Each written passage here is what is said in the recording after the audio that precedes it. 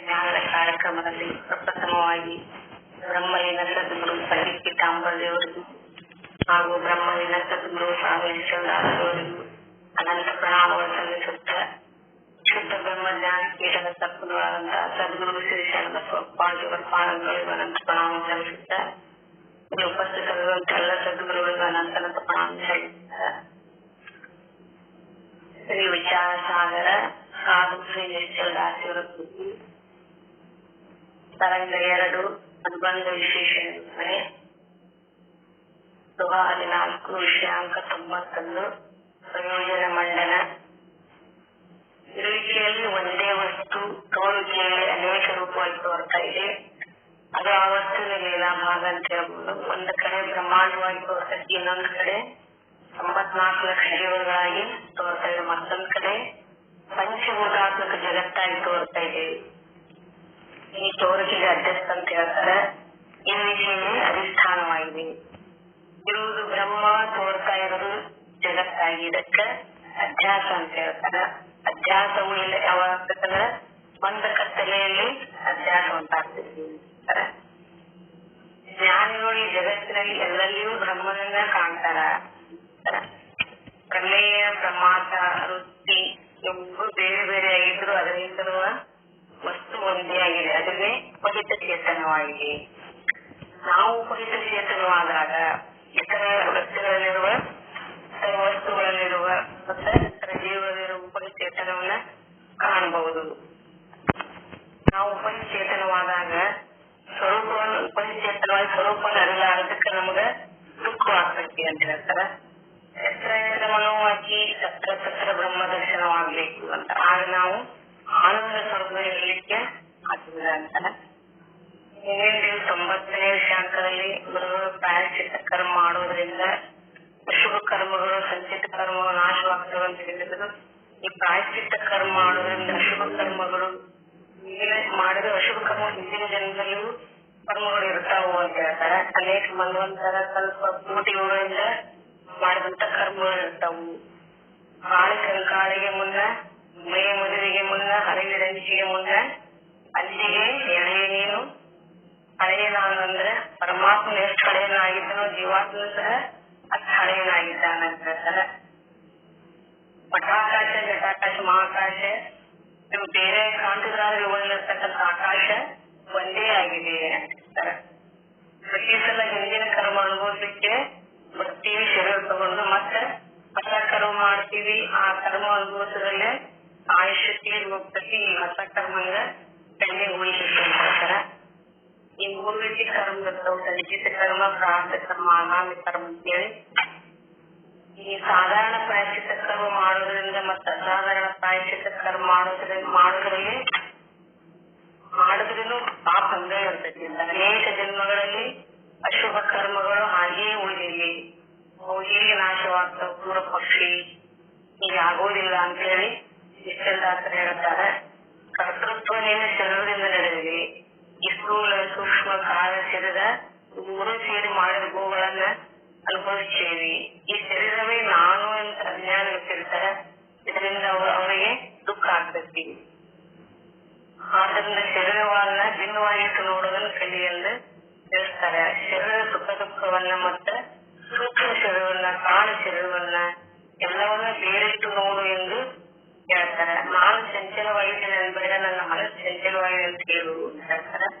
ಶರೀರದಿಂದ ಭಿನ್ನವಾಗಿ ನೋಡಿ ಅದೇ ಬೇರೆ ನಾನೇ ಬೇರೆ ಅಂತ ತಿಳಿದು ನೋಡು ಅಂತ ತಿಳಿಸ್ತಾರೆ. ಶರೀರ ನಾನಲ್ಲ, ನಾನು ಆತ್ಮ ಇದ್ದೇನೆ ಅಂತ ತಿಳಿದ ತಕ್ಷಣ ಅವನಿಗೆ ಆಗ್ಲೇ ಮೋಕ್ಷ ಆಗ್ತೈತಿ ಅಂತ ಹೇಳ್ತಾರೆ.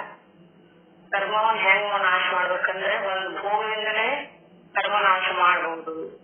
ಎರಡನೇದು ಯೋಗದಿಂದ ಸಿದ್ಧಿ ಮಾಡಿಕೊಂಡಾಗ ಸಾಧ್ಯವಾಗ್ತದೆ. ಹೇಗಂದ್ರೆ ಶ್ರೀಕೃಷ್ಣ ಪರಮಾತ್ಮನು 16,000 ಶರೀರ ಧಾರಣೆ ಮಾಡಿ ಭೋಗಿಸಿ ಕರ್ಮ ನಾಶ ಮಾಡಿಕೊಂಡ್ರ. ಹಂಗ ಯೋಗ ಸಿದ್ಧಿ ಮಾಡ್ಕೊಂಡ್ರ ಈ ತರ ಮಾಡಬಹುದು. 3ನೇದಾಗಿ ಜ್ಞಾನ ಮಾರ್ಗದಲ್ಲಿ ಮೋಕ್ಷವನ್ನು ಬೇಕಾದ್ರೆ ರೊಕ್ಕ ರೂಪಾಯಿ ಏನು ಬೇಕಾಗಿಲ್ಲ, ದೇಹವೇ ನಾನಲ್ಲ ಅಂತ ಹೇಳ್ಬೇಕು. ಈ ಜಗತ್ತಿನಲ್ಲಿರೋ ವಸ್ತುಗಳು ನನ್ನವಲ್ಲ, ಈ ಸಂಪತ್ತು ಸಂಬಂಧಗಳು ನನಗೆ ಸಂಬಂಧಿಸಿಲ್ಲ. ವ್ಯವಹಾರಿಕ ಬದುಕಿಗೆ ಮಾತ್ರ ಇದ್ದಾವೆ. ಪಾರಮಾರ್ಥಿಕವಾಗಿಯೂ ಯಾವ ನನಗೆ ಸಂಬಂಧ ಇಲ್ಲ. ನಾನು ಶುದ್ಧ ಬ್ರಹ್ಮ ಸ್ವರೂಪ ಒಂದೇ ನನಗೆ ಸಂಬಂಧವಾಗಿದೆ. ಜಗದ ನೆಂಟ ನೀನೊಬ್ಬನೇ ಕೂಡಲ ಸಂಗಮಗೆ ಒಂದಿದಾಗ ಮೋಕ್ಷವಾಗ್ತದೆ ಅಂತ ಹೇಳ್ತಾರೆ. ಈ ಅಂತಃಕರಣ ಉಪಯುಕ್ತ ಚೇತನವು ವೃತ್ತಿ ಉಪಯುಕ್ತ ಚೇತನದ ಮೂಲಕ ವ್ಯಕ್ತಿಗಳಲ್ಲಿರುವ ಉಪಯುಕ್ತ ಚೇತನವನ್ನ ನಾವು ನೋಡ್ಬೇಕು ಅಂತ ಹೇಳ್ತಾರೆ. ಮತ್ತು ನಾನು ನನ್ನದು ಎನ್ನುವುದನ್ನು ಬಿಟ್ರೆ ಸಂಚಿತ ಕರ್ಮ ಎಷ್ಟೇ ಇದ್ರೂ ಅದು ನಮ್ಗೆ ಸಂಬಂಧ ಆಗೋದಿಲ್ಲ. ಆಗ ನಿರ್ದೋಷಿ ಆಗ್ತಾನ ಅಂತ ಹೇಳ್ತಾರೆ. ಎರಡರ ಕರ್ತೃತ್ವ ನಾನಲ್ಲ, ನಾನು ದೃಷ್ಟ ಇದ್ದೀನಿ ಅಂತ ತಿಳ್ಕೊಳ್ಬೇಕು. ಘಟದೃಷ್ಟ ಘಟದಿಂದ ಘಟವನ್ನು ಭಿನ್ನವಾಗಿ ವೀಕ್ಷಿಸುವಂತೆ ಶರೀರ ದೃಷ್ಟ ಶರೀರವನ್ನು ಭಿನ್ನವಾಗಿ ವೀಕ್ಷಿಸುವ ಶುದ್ಧ ಬ್ರಹ್ಮ ಅಂತ ನಾವು ತಿಳಿಬೇಕು. ಪೂರ್ವದಲ್ಲಿ ಹೇಳಿದ್ರೆ 91ನೇ ವಿಷಯಾಂತರಲ್ಲಿ ಪೂರ್ವದಲ್ಲಿ ಹೇಳಿದ್ದೆ ಅಂದ್ರೆ ನಿತ್ಯ ನೈಮಿತ್ತಿಕ ಕರ್ಮಗಳನ್ನು ಮಾಡುವಾಗ ಕ್ಲೇಶ ಅಥವಾ ದುಃಖವಾಗ್ತತಿ ಅಂತ ಹೇಳ್ತಾರೆ. ಪೂರ್ವ ಸಂಚಿತ ಕರ್ಮಗಳು ಮತ್ತು ನಿಷಿದ್ಧ ಕರ್ಮಗಳು ಫಲವಾಗಿರ್ತದದು. ಅದನ್ನ ನಾನು ಅನುಭವಿಸಿ ಕಾದುಕೊಳ್ತೇನೆ ಅಂತ ಹೇಳಿ ಪೂರ್ವ ಪಕ್ಷ ಹೇಳ್ತಾರ. ಹಿಂಗ್ ಹೇಳ್ಬೇಡ, ಇದು ಸಂಭವಿಸೋದಿಲ್ಲ ಅಂತ ಹೇಳಿ ನಿಶ್ಚಿತ ಅಂತ ಹೇಳ್ತಾರ. ಇದು ಹೇಗೆ ಸಂಭವಿಸೋದಿಲ್ಲ ಅನ್ನೋದನ್ನ ಸದ್ಗುರುಗಳು ನಮ್ಗೆ ವಿವರವಾಗಿ ತಿಳಿಸೋರಿರ್ತಾರೆ. ಅದನ್ನೆಲ್ಲರೂ ಶ್ರದ್ಧೆಯಿಂದ ಕೇಳೋಣ ಅಂತ ಹೇಳ್ತಾ ನನ್ನ ನಾವು ಪುಷ್ಪಗಳು ಸದ್ಗುರು ಶ್ರೀಜನಗಳಿಗೆ ಅರ್ಪಿಸಿ ನನ್ನ ವಾಣಿಗೆ ವಿರಾಮ ಮಾಡ್ತದೆ. ಓಂ ಶಾಂತಿ ಶಾಂತಿ ಶಾಂತಿ.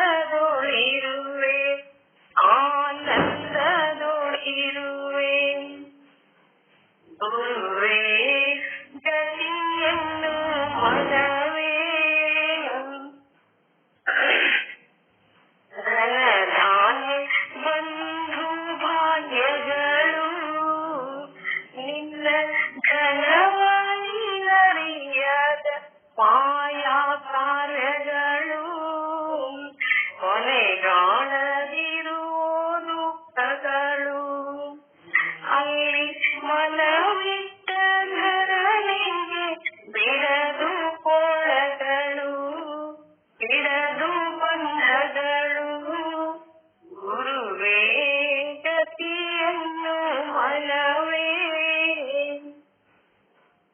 ಸನ್ನತ ತಿರುವ ಸಾಹಸವ ಬಿಟ್ಟು ನೀನೆಂದು ದೃಶ್ಯವಾಗುವ ಬೀದಿ ಕಸವ ತಾನಿಸುತ್ತಿರೋ ಮಾನಸವ ಬಿಟ್ಟು ನೀನೆಯಾದರೆ ಸೇವಿಸುವೆ ಸಿದ್ಧರಸವ ಶ್ರೀ ಗುರು ಸಿದ್ಧರಸವ ಗುರುವೇ ಗತಿಯನ್ನು ಮನವೇ ಗುರು ಇಲ್ಲವದು ಶೂನ್ಯವಲ್ಲ ನಿತ್ಯ ನಿರತಿಶಯಾನಂದ ನುಡಿಯೊಳಗಿಲ್ಲ ಪರವಾದಿ ಇರಲೇನ ಬಲ್ಲ ಅಲ್ಲಿ ಗುರು ಶಂಕರನ ಬಿಟ್ಟು ಶರತೆಂಬುದಿಲ್ಲ ಅಲ್ಲಿ ಗುರು ಶಂಕರನ ಬಿಟ್ಟು ಶರತೆಂಬುದಿಲ್ಲ ಗುರುವೇ ಗತಿಯನ್ನು ಮನವೇ ಸತ್ವಗುರುವಿನ ಪದಕ್ಕಿಂತ ಶರತೊಂದು ಘನವೇ ಶರತೊಂದು ಘನವೇ ಗುರುವೇ ಗತಿಯನ್ನು ಮನವೇ ಗುರುವೇ ಗತಿಯನ್ನು ಮನವೇ ಶರಣ ಶರಣಾರ್ಥಿಗಳು.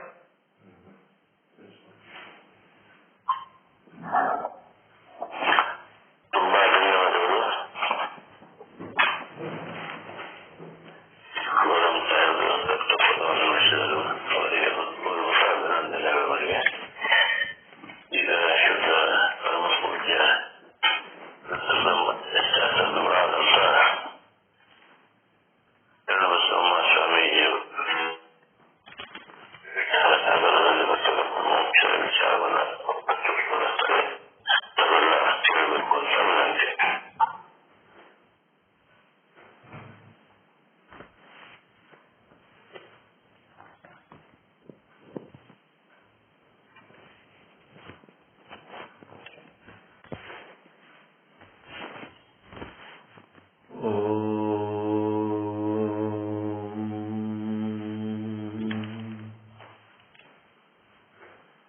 ಸದ್ಗುರು ಶ್ರೀ ಶುದ್ಧ ಬ್ರಹ್ಮಣೇ ನಮಃ. ಸಮಸ್ತ ಶುದ್ಧ ಬ್ರಹ್ಮ ಸ್ವರೂಪರೇ, ತಮಗೆಲ್ಲ ಅನಂತ ಅನಂತ ಪ್ರಣಾಮಗಳು.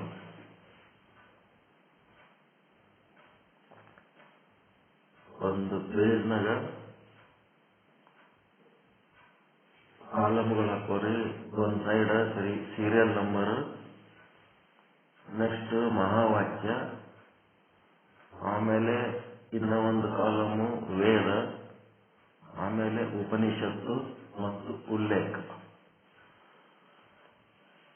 ಇದು ಪ್ರತಿಯೊಬ್ಬರ ಬಳಿ ಇರಲೇಬೇಕು. ಮಹಾವಾಕ್ಯದ ವಿಷಯ ಹೇಳ್ತೀವಿ ಅಂತಂದಾಗ ಆ ಮಹಾವಾಕ್ಯಕ್ಕೆ ಸಂಬಂಧಪಟ್ಟಂತೆ ಎಲ್ಲಿಂದ ಬಂದವ್ರಿ ಅವು ಮಹಾವಾಕ್ಯಗಳು?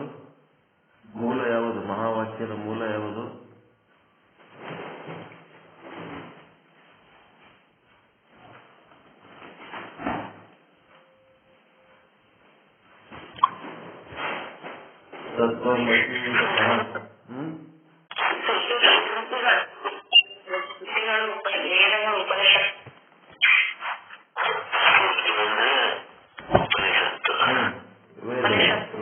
ವೇದಗಳು ಮುಖ್ಯವಾಗಿ ಮೊದಲು ವೇದಗಳು.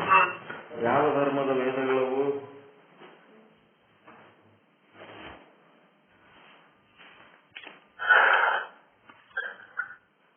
ಯಾವ ಧರ್ಮಕ್ಕೆ ಸಂಬಂಧಪಟ್ಟವು?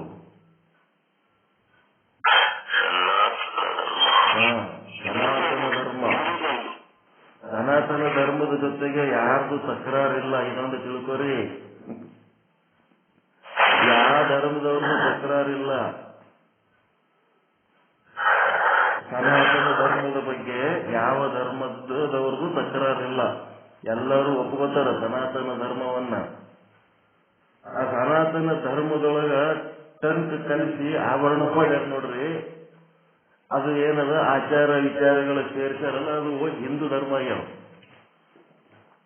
ಅದು ಹಿಂದೂ ಧರ್ಮದ ಜೊತೆಗೆ ವಾದ ವಿವಾದಗಳದಾವ.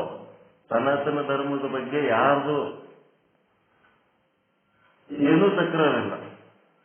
ಒಂದು ಉದಾಹರಣೆ, ಸೂರ್ಯನನ್ನ ಗೌರವಿಸಬೇಕು. ಸೂರ್ಯನಿಂದ ನಮಗ ಶಾಖ ಬೆಳಕು ಸಿಗ್ತದ, ನಮ್ಮ ಬದುಕು, ನಮ್ಮ ಭೂಮಿ, ಇವು ಪಂಚಮಹಾಭೂತ ಏನದವ ಎಲ್ಲ ಸೂರ್ಯನನ್ನ ಆಶ್ರಯಿಸವ ಅಂತ ಹೇಳಿ ಪ್ರಕೃತಿ ಬಗ್ಗೆ ಹೇಳಿದ್ರೆ, ಸೂರ್ಯನ ವಿಷಯ ಯಾರಿಗಾರ ವಿರುದ್ಧದ ಏನ್ರಿ? ಯಾವ ದೇಶದವರಿಗೆ ವಿರುದ್ಧದ ಏನು? ಭೂಮಿ ವಿಷಯ ಯಾವ ದೇಶದವರಿಗೆ ವಿರುದ್ಧದ ಏನು?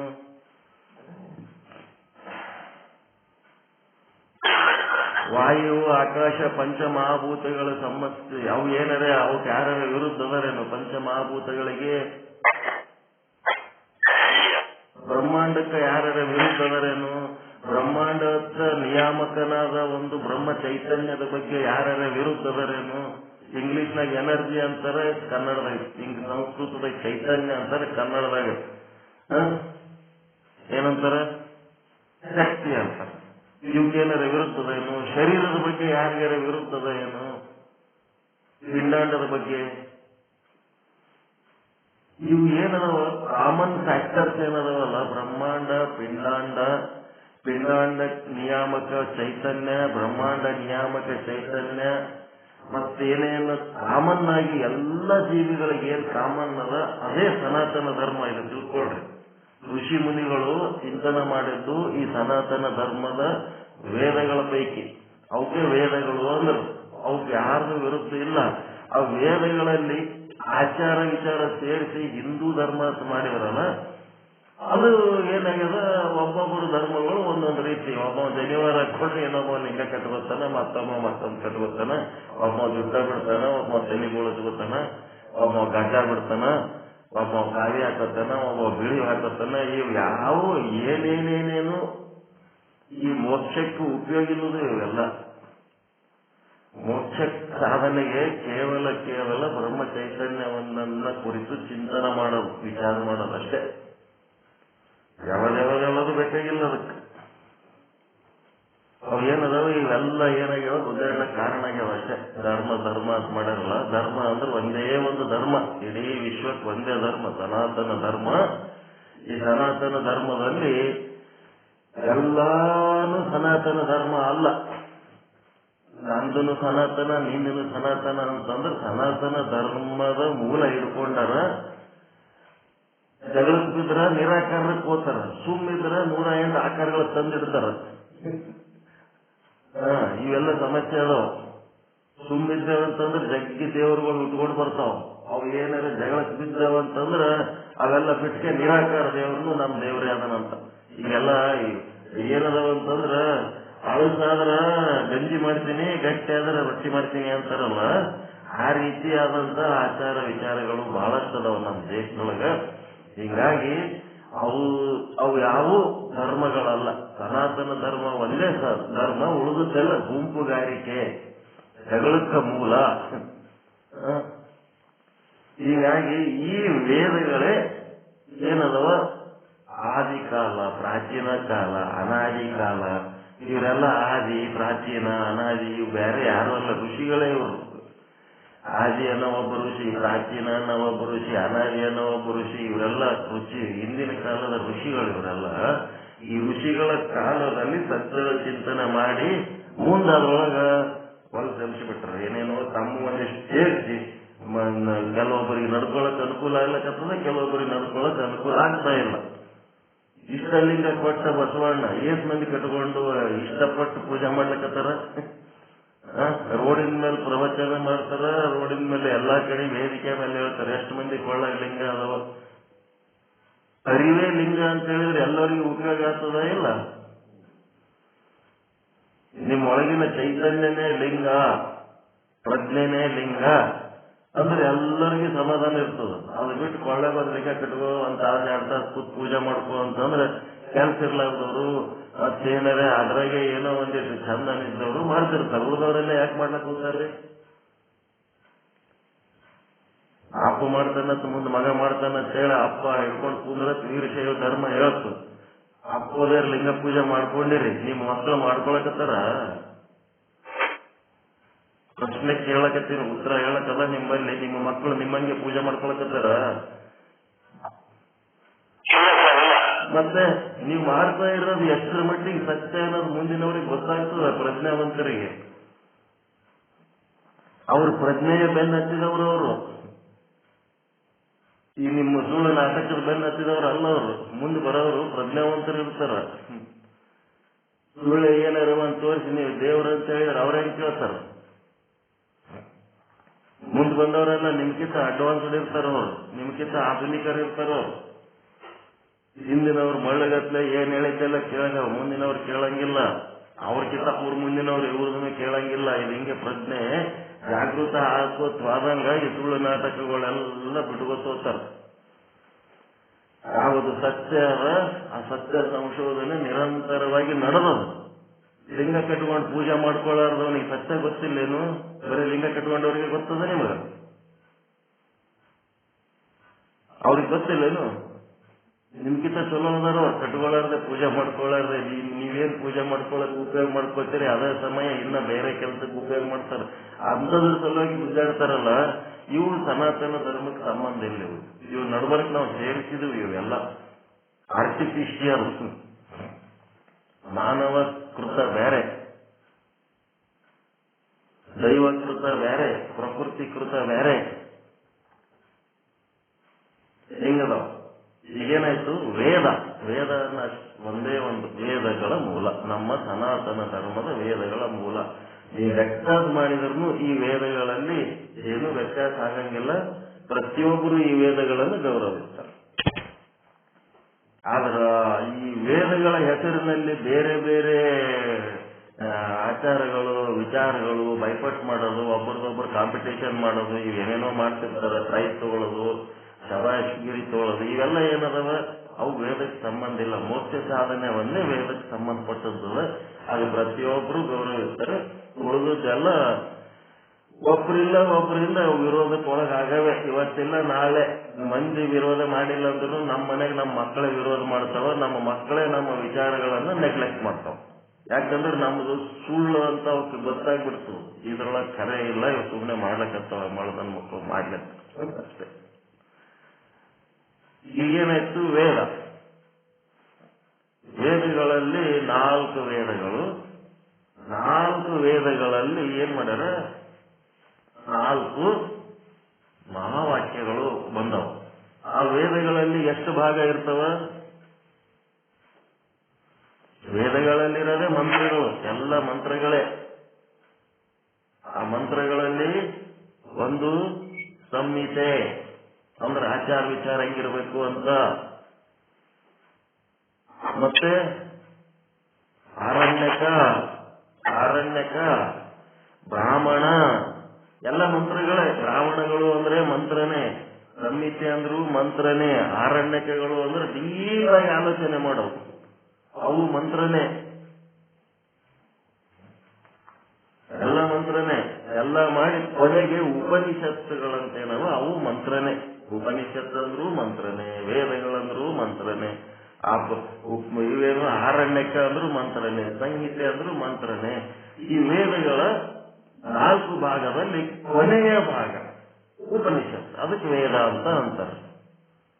ಎಲ್ಲ ವೇದಗಳಲ್ಲಿ ಇದು ಉಪನಿಷತ್ತೆ ಕೊನೆಯ ಭಾಗ ಇಲ್ಲ. ಕೆಲವೊಂದು ವೇದಗಳಲ್ಲಿ ಉಪನಿಷತ್ತು ಮಧ್ಯದಲ್ಲಿ ಬಂದು ಆರಣ್ಯಕಗಳು ಆಮೇಲೆ ಬಂದವು. ಜನರೆಲ್ಲ ಹೇಳೋ ಮಾತು ಯಾವಾಗ ಹಿಂಗೆ ಅಂತ ಹಿಡ್ಕೋಬಾರ್ದು. ಹಿಂಗೆ ಹೇಳಿದ ಕೂಡಲೇ ಮುಂದೆ ಚೇಂಜ್ ಆಗೋಣ, ಕೊನೆಯಲ್ಲಿ ಹೇಳಿಲ್ರಿ ಇದು ಮಧ್ಯದಲ್ಲಿ ಹೇಳ್ಯಾರ ಅಂತ. ವೇದದಲ್ಲಿ ಅತ್ಯಂತ ಹೆಚ್ಚು ಆಲೋಚನೆ ಮಾಡಿ ಕೊನೆಗೆ ನಿರ್ಣಯಕ್ಕೆ ಬಂದ್ಬಿಟ್ಟಾರ. ವೇದಾಂತ ಅಂತಂದ್ರ ವೇದಗಳ ಬುಕ್ಗಳಂತ ಹಿಡ್ಕೋಬಾರ್ದು.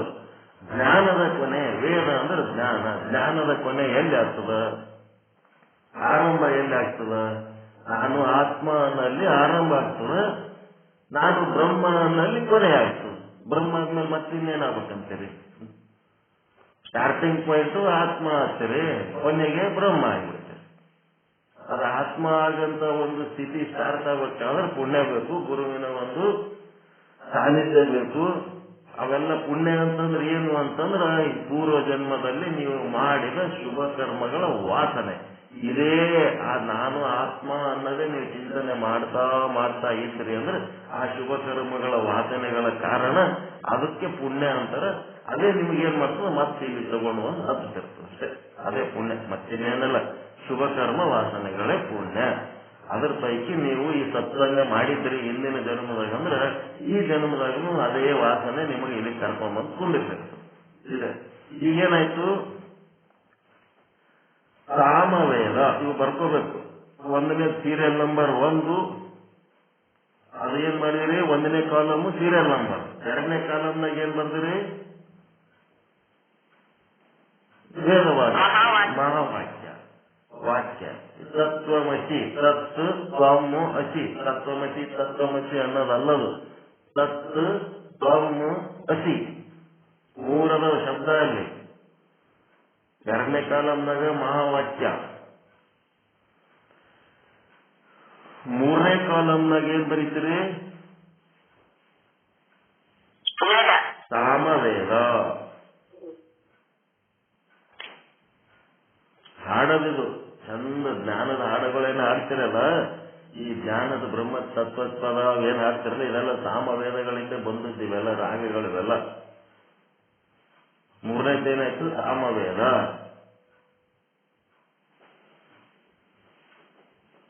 4ನೇದೇನ್ ಬರೀತೀರಿ, ಉಪನಿಷತ್ತು ಅಂತಂದ್ರೆ ಯಾವ್ದದು, ಚಾಂದೋಗ್ಯ ಉಪನಿಷತ್ತು.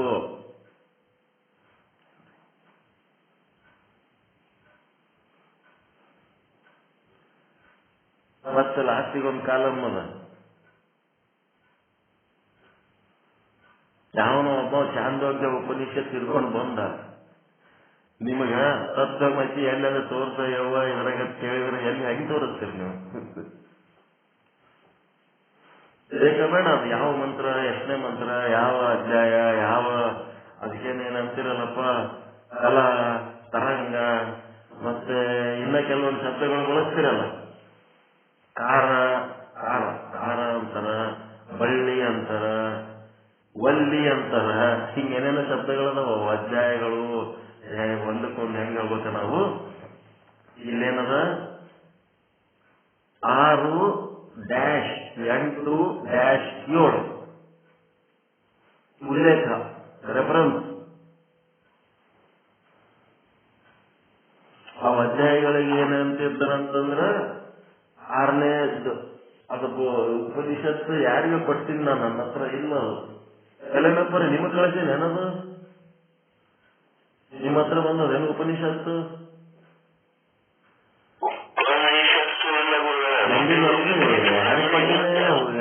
ಹುಡುಕ್ಲಕತ್ತೇನೆ ಸಿಗೋದು ಎಲ್ಲೇ ಅದ. ಇದು 6-8-7 ಬರ್ಕೋಡ್ರಿ. ಅದು ಫಸ್ಟ್ ಅದು ಹೆಡ್, 6 ಹೆಡ್ಗಳು, 6 ಅಧ್ಯಾಯಗಳಿರ್ತಾವ. 6 ಅಧ್ಯಾಯಗಳಲ್ಲಿ 6 ಎಷ್ಟದವ, ಒಟ್ಟು 6ನೇ ಅಧ್ಯಾಯ ಅನ್ಕೊಳ್ರಿ. ಅದರೊಳಗೆ ಸಬ್ ಹೆಡಿಂಗ್ 8, ಅದರ ಒಳಗ 7ನೇ ಮಂತ್ರ. ಈಗ 6-8-7 6-8-7 ಅಂತಂದ್ರೆ ನಿಮ್ಗೆ ಕರೆಕ್ಟ್ ಈ ಮಂತ್ರ ಎಲ್ಲದ ಅಡ್ರೆಸ್ ಸಿಗ್ತದಿಲ್ಲ. ಈಗ ಹೌಸ್ ನಂಬರ್ ಇದ್ದಂಗಿದು.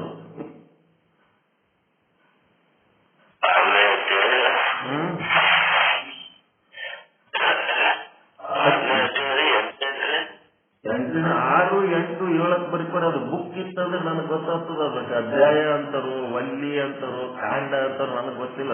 ಬುಕ್ ಕೈಯಾಗಿತ್ತಂದ್ರೆ ಹೇಳಕ್ ಬರ್ತದ. 6-8-7 7ನೇ ಮಂತ್ರ, 6ನೇದ್ದು ಮೇನ್ ಹೆಡ್, 8ನೇದ್ದು ಸಬ್ ಹೆಡ್. ಶೀರ್ಷಿಕೆ ಅಂತಿರ್ತಾವಲ್ಲ ಹಂಗ. ಆ ಗ್ರಂಥ ನೀವು ಚಾಂದೋಗ್ಯ ಉಪನಿಷತ್ ಕೈಗೆ ಬಂತು ಅಂತಂದ್ರೆ ಅಲ್ಲಿ ಆ 6-8-7 ಯಾರಿಗೆ ಕೊಟ್ಟಿನಿ ಏನೋ ಉಪನಿಷತ್ ಬುಕ್ ಎಲ್ಲಿ ಸಿಗೋಲ್ಲ. ಎಷ್ಟೊತ್ತಾಗಿ ಹುಡುಕ್ಲಕತ್ತೀನಿ. ಇದು ಬಹಳ ಮುಖ್ಯ ಅದ, ಇದನ್ನ ಚೆನ್ನಾಗಿ ತಿಳ್ಕೋಬೇಕು. ಈಗ ನಿಮ್ಗೆ ಚಾಂದೋಗ್ಯ ಉಪನಿಷತ್ ಕೈಯಾಗಿ ಸಿಕ್ತಂತಂದ್ರೆ ಅದು 8ನೇ ಮಂತ್ರ ಹುಡುಕಿ ಹೇಳಕ್ ಬರ್ತದಿಲ್ಲ. ಈಗ ಈಸಿ ಆಯ್ತಾ? ಎಲ್ಲಿ ಕೇಳಿದ್ರೆ ಹೇಳಕ್ ಬರ್ತದಿಲ್ಲ. ಈಗ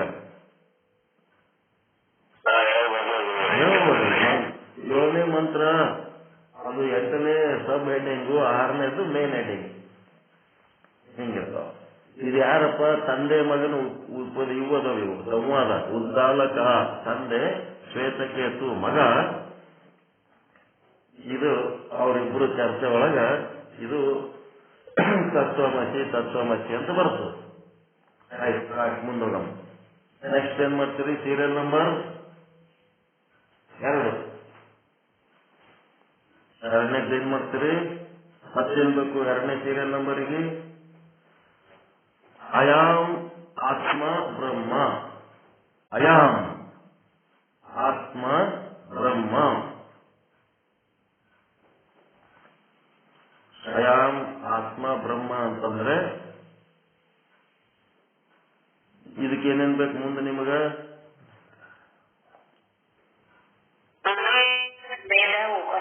ವೇದ ಅಂದ್ರೆ ಅಥರ್ವಣ ವೇದ. ಅಥರ್ವ ಅಥವಾ ಅಥರ್ವಣ ವೇದ.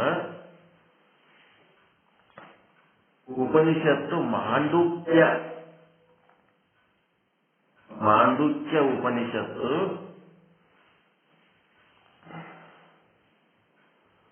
ಇದು 1-2 ಅಷ್ಟೇ. ಇದು ಸಣ್ಣ ಮಂತ್ರಗಳಷ್ಟೇ, 14-15 ಮಂತ್ರಗಳದಾವ ಇದ್ರಾಗಷ್ಟೇ, ಭಾಳ ಇಲ್ಲ.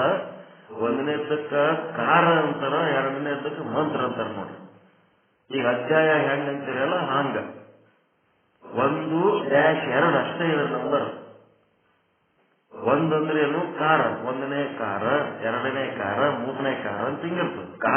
ಕಾರ ಅಲ್ಲ, ಮೆಣಸಿಕಾಯಿ ಖಾರ ಅಲ್ಲ, ಕಾರ. ಕಾರ 1ನೇ ಕಾರ, 2ನೇ ಮಂತ್ರ. ಅಯಾಮ್ ಆತ್ಮ ಬ್ರಹ್ಮ.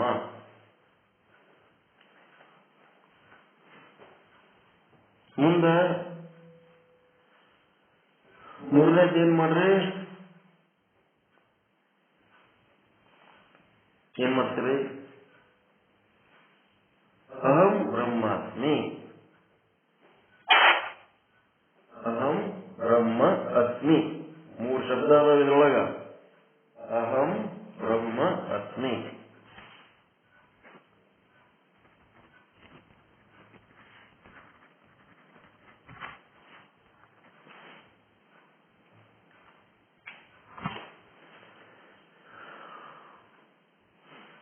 ಅಹಂ ಬ್ರಹ್ಮ ಅಸ್ಮಿ ಅಂದ್ರ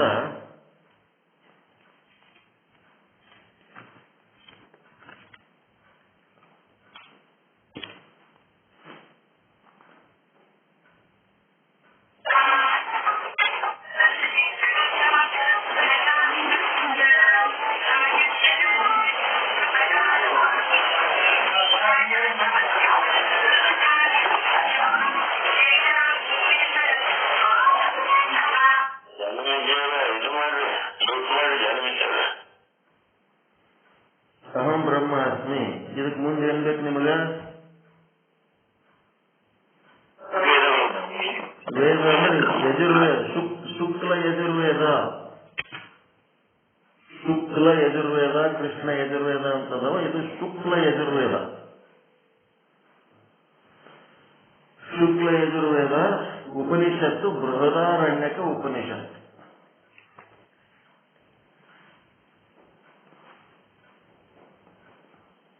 ಬೃಹದಾರಣ್ಯಕ ಉಪನಿಷತ್ತು.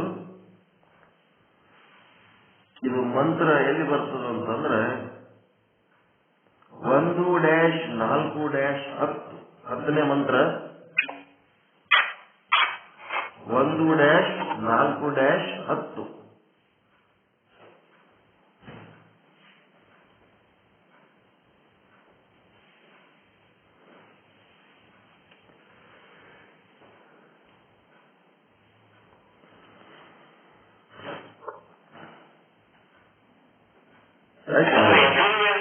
ಎಷ್ಟು ಭಾಗ ಬರ್ತದೆ ಏನ್ರಿ? ಯಜುರ್ವೇದದಲ್ಲಿ ಶುಕ್ಲ ಕೃಷ್ಣ ಎಷ್ಟು ಬರ್ತದೆ ಸಾವು? ಶುಕ್ಲ ಯಜುರ್ವೇದ, ಕೃಷ್ಣ ಯಜುರ್ವೇದ ಎರಡೇ.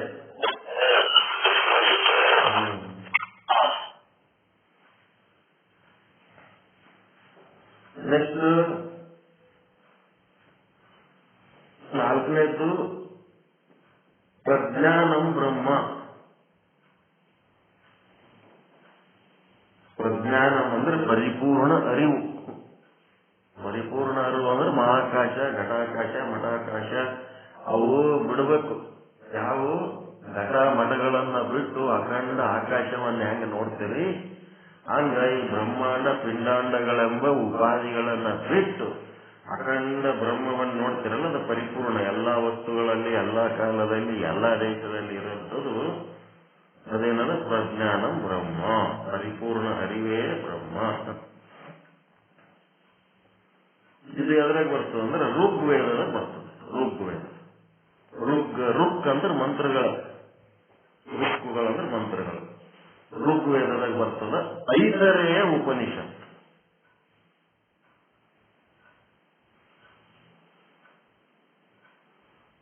ಐತ್ರೇಯ ಉಪನಿಷತ್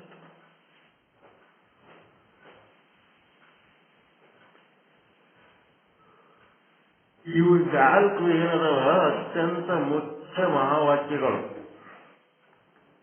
ಇದು ತಿಳಿದ್ರೆ ಏನಾಗ್ತದಪ್ಪ, ಇದನ್ನು ತಿಳ್ಕೊಂಡು ಏನಾಗ್ತದ, ಬ್ರಹ್ಮನ ಯಥಾರ್ಥ ಜ್ಞಾನ. ಬ್ರಹ್ಮನ ಯಥಾರ್ಥ ಜ್ಞಾನ ಆಗಿ ಮುಂದೆ ಸೀರಿಯಲ್ ನಂಬರ್ 5 ಹಾಕೊಳ್ರಿ. ಮ್ಯಾಲಿನ 4 ಮೇಲವು, ಅದ್ರ ಕೆಳಗ ಬ್ರಹ್ಮನ ಯಥಾರ್ಥ ಜ್ಞಾನ ಆಗ್ತದ.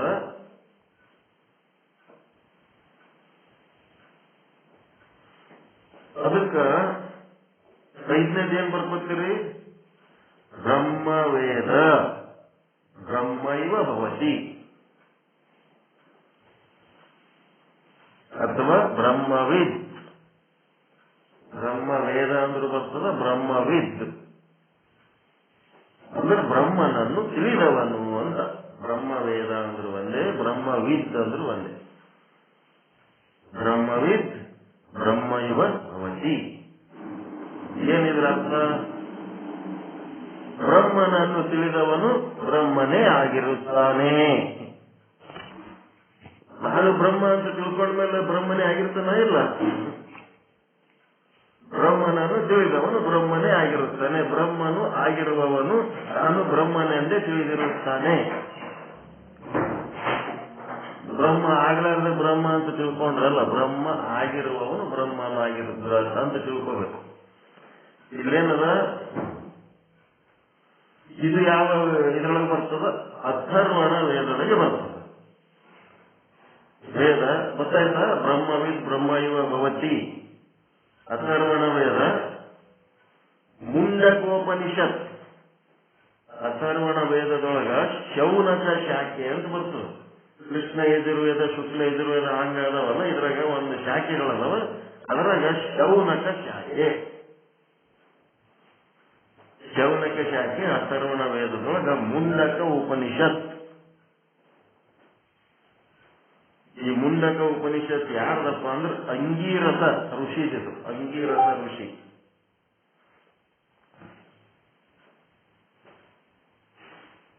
ಅಂಗೀರಸ. ಇದು ಉಲ್ಲೇಖ ಏನಂದ್ರೆ 3-2-9 3-2-9 9ನೇ ಮಂತ್ರ.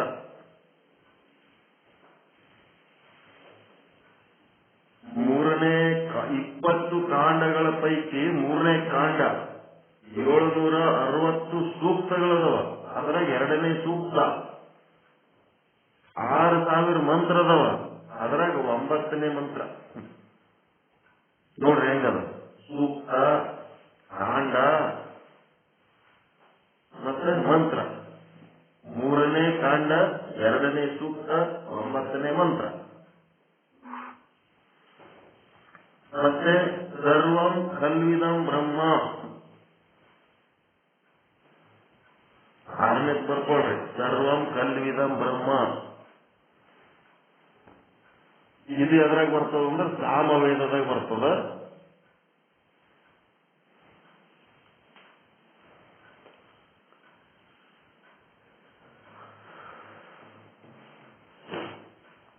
ಸಾಮವೇದದಾಗ ಬರ್ತದ ಸರ್ವಂ ಕಲ್ವಿದಂ ಬ್ರಹ್ಮ. ಉಪನಿಷತ್ ಯಾವ್ದಂದ್ರೆ ಛಾಂದೋಗ್ಯ ಉಪನಿಷತ್. ಛಾಂದೋಗ್ಯ ಉಪನಿಷತ್ತು. ಇದು ಏನು ಅಡ್ರೆಸ್ ಅಪ್ಪ, ಇದರ ಉಲ್ಲೇಖ ಏನಂದ್ರೆ 3-14-1 3-14-1.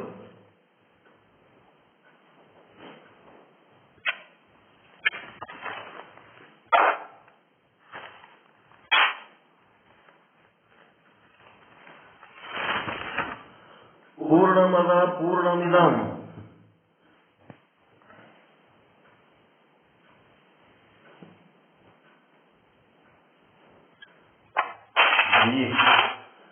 ಜೀವೋ ನಾವು ಬ್ರಹ್ಮೈವ ನಾಪರ ಅದಲ್ಲ, ಹಂಗೆ ಇದು ಜೀವೋ ಬ್ರಹ್ಮ ಪೂರ್ಣಮಿದಂ ಅಂದ್ರೆ ಜೀವ, ಪೂರ್ಣಮದ ಅಂತಂದ್ರೆ ಬ್ರಹ್ಮ.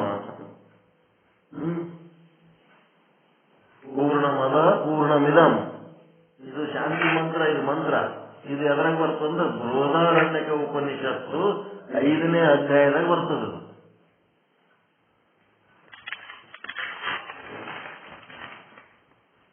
ಹೀಗೆ ನಿಮ್ಗೆ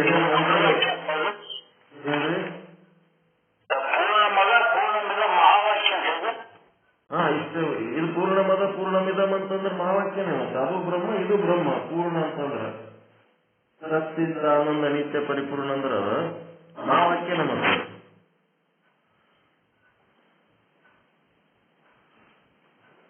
ಶಾಂತಿ ಮಂತ್ರ ಅಂತ ಉಪಯೋಗ ಮಾಡ್ತಾರೆ ಇದನ್ನ. ಬೃಹದಾರಣ್ಯಕ ಉಪನಿಷತ್ತಿನ 5ನೇ ಅಧ್ಯಾಯದಾಗ ಬರ್ತದೆ. ಇನ್ನ ಡೀಪ್ ಆಗಿ ಹೋಗಿ ಎಲ್ಲಿ ಕರೆಕ್ಟ್ ಬರ್ತದೆ ಅನ್ನೋದು ಇನ್ನ ಇವತ್ತು ಆಗಿಲ್ಲ. ಬೃಹದಾರಣ್ಯಕ ಉಪನಿಷತ್ ನಮ್ಮ ಕೈಗೆ ಬಂತು ಅಂದ್ರೆ ಅದ ಎಲ್ಲ ತೆಗೆದಿರ್ತೀವಿ. ಸದ್ಯ ಅದು ಕೈ ಸಿಕ್ಕಾಗ ಅದು ನೋಟ್ ಮಾಡ್ಬೇಕು. ನಮ್ಮಲ್ಲಿ ಅದ ಅದು ಉಪನಿಷತ್, ಎಲ್ಲ ಉಪನಿಷತ್ ಅದಾವ ನನ್ನ ಹತ್ರ. ಈಗ ತೆಗಿಬೇಕ, ಟೈಮ್ ಬೇಕಾದ್ರೆ. ಇನ್ನ ಕೆಲವೊಂದು ಅದಾವ. ಏನಪ್ಪ ಅಂದ್ರೆ ಹಂ ಸ ಸೋಹಂ, ಹಂ ಸ ಬರ್ದು 0 ಬರೀರಿ, ಹಂ ಆಗ್ತದೆ. ಸ ಹಂ ಸ ಡ್ಯಾಶ್ ಸೋಹಂ. ಏನ್ ಹಿಂಗಂದ್ರ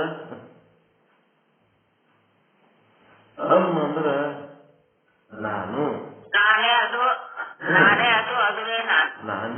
ಅದುವೇ ನಾನು, ನಾನೇ ಅವನು ಅವನೇ ನಾನು.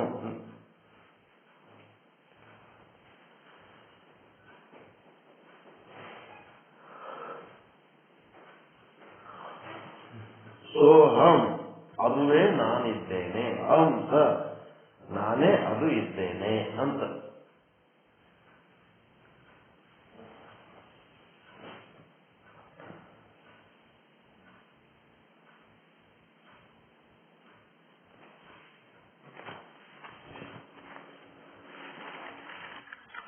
ಈಗ ಮಹಾವಾಕ್ಯಗಳು ಎಲ್ಲಿ ಸಿಗ್ತವ ಅವುಗಳನ್ನ ತಗೊಂಡು ಸ್ವಲ್ಪ ಕರೆಕ್ಟ್ ಎಲ್ಲಿ ಯಾವ ವೇದಗಳಲ್ಲಿ ಯಾವ ಉಪನಿಷತ್ತುಗಳಲ್ಲಿ ಎಷ್ಟನೇ ಅಧ್ಯಾಯದಾಗ ಎಷ್ಟನೇ ಪೇಜ್ನಾಗ ಆದ ಅನ್ನೋದು ಕರೆಕ್ಟ್ ಗೊತ್ತಿರ್ಬೇಕು. ಯಾರು ಕೇಳಿ ಹೇಳಕ್ ಬರ್ಬೇಕು ಪರ್ಫೆಕ್ಟ್ ಆಗಿ.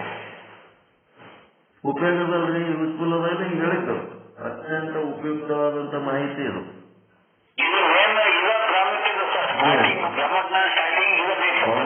ಫೌಂಡೇಶನ್ ಇದು ಬಹಳ ಮುಖ್ಯ ಅದ.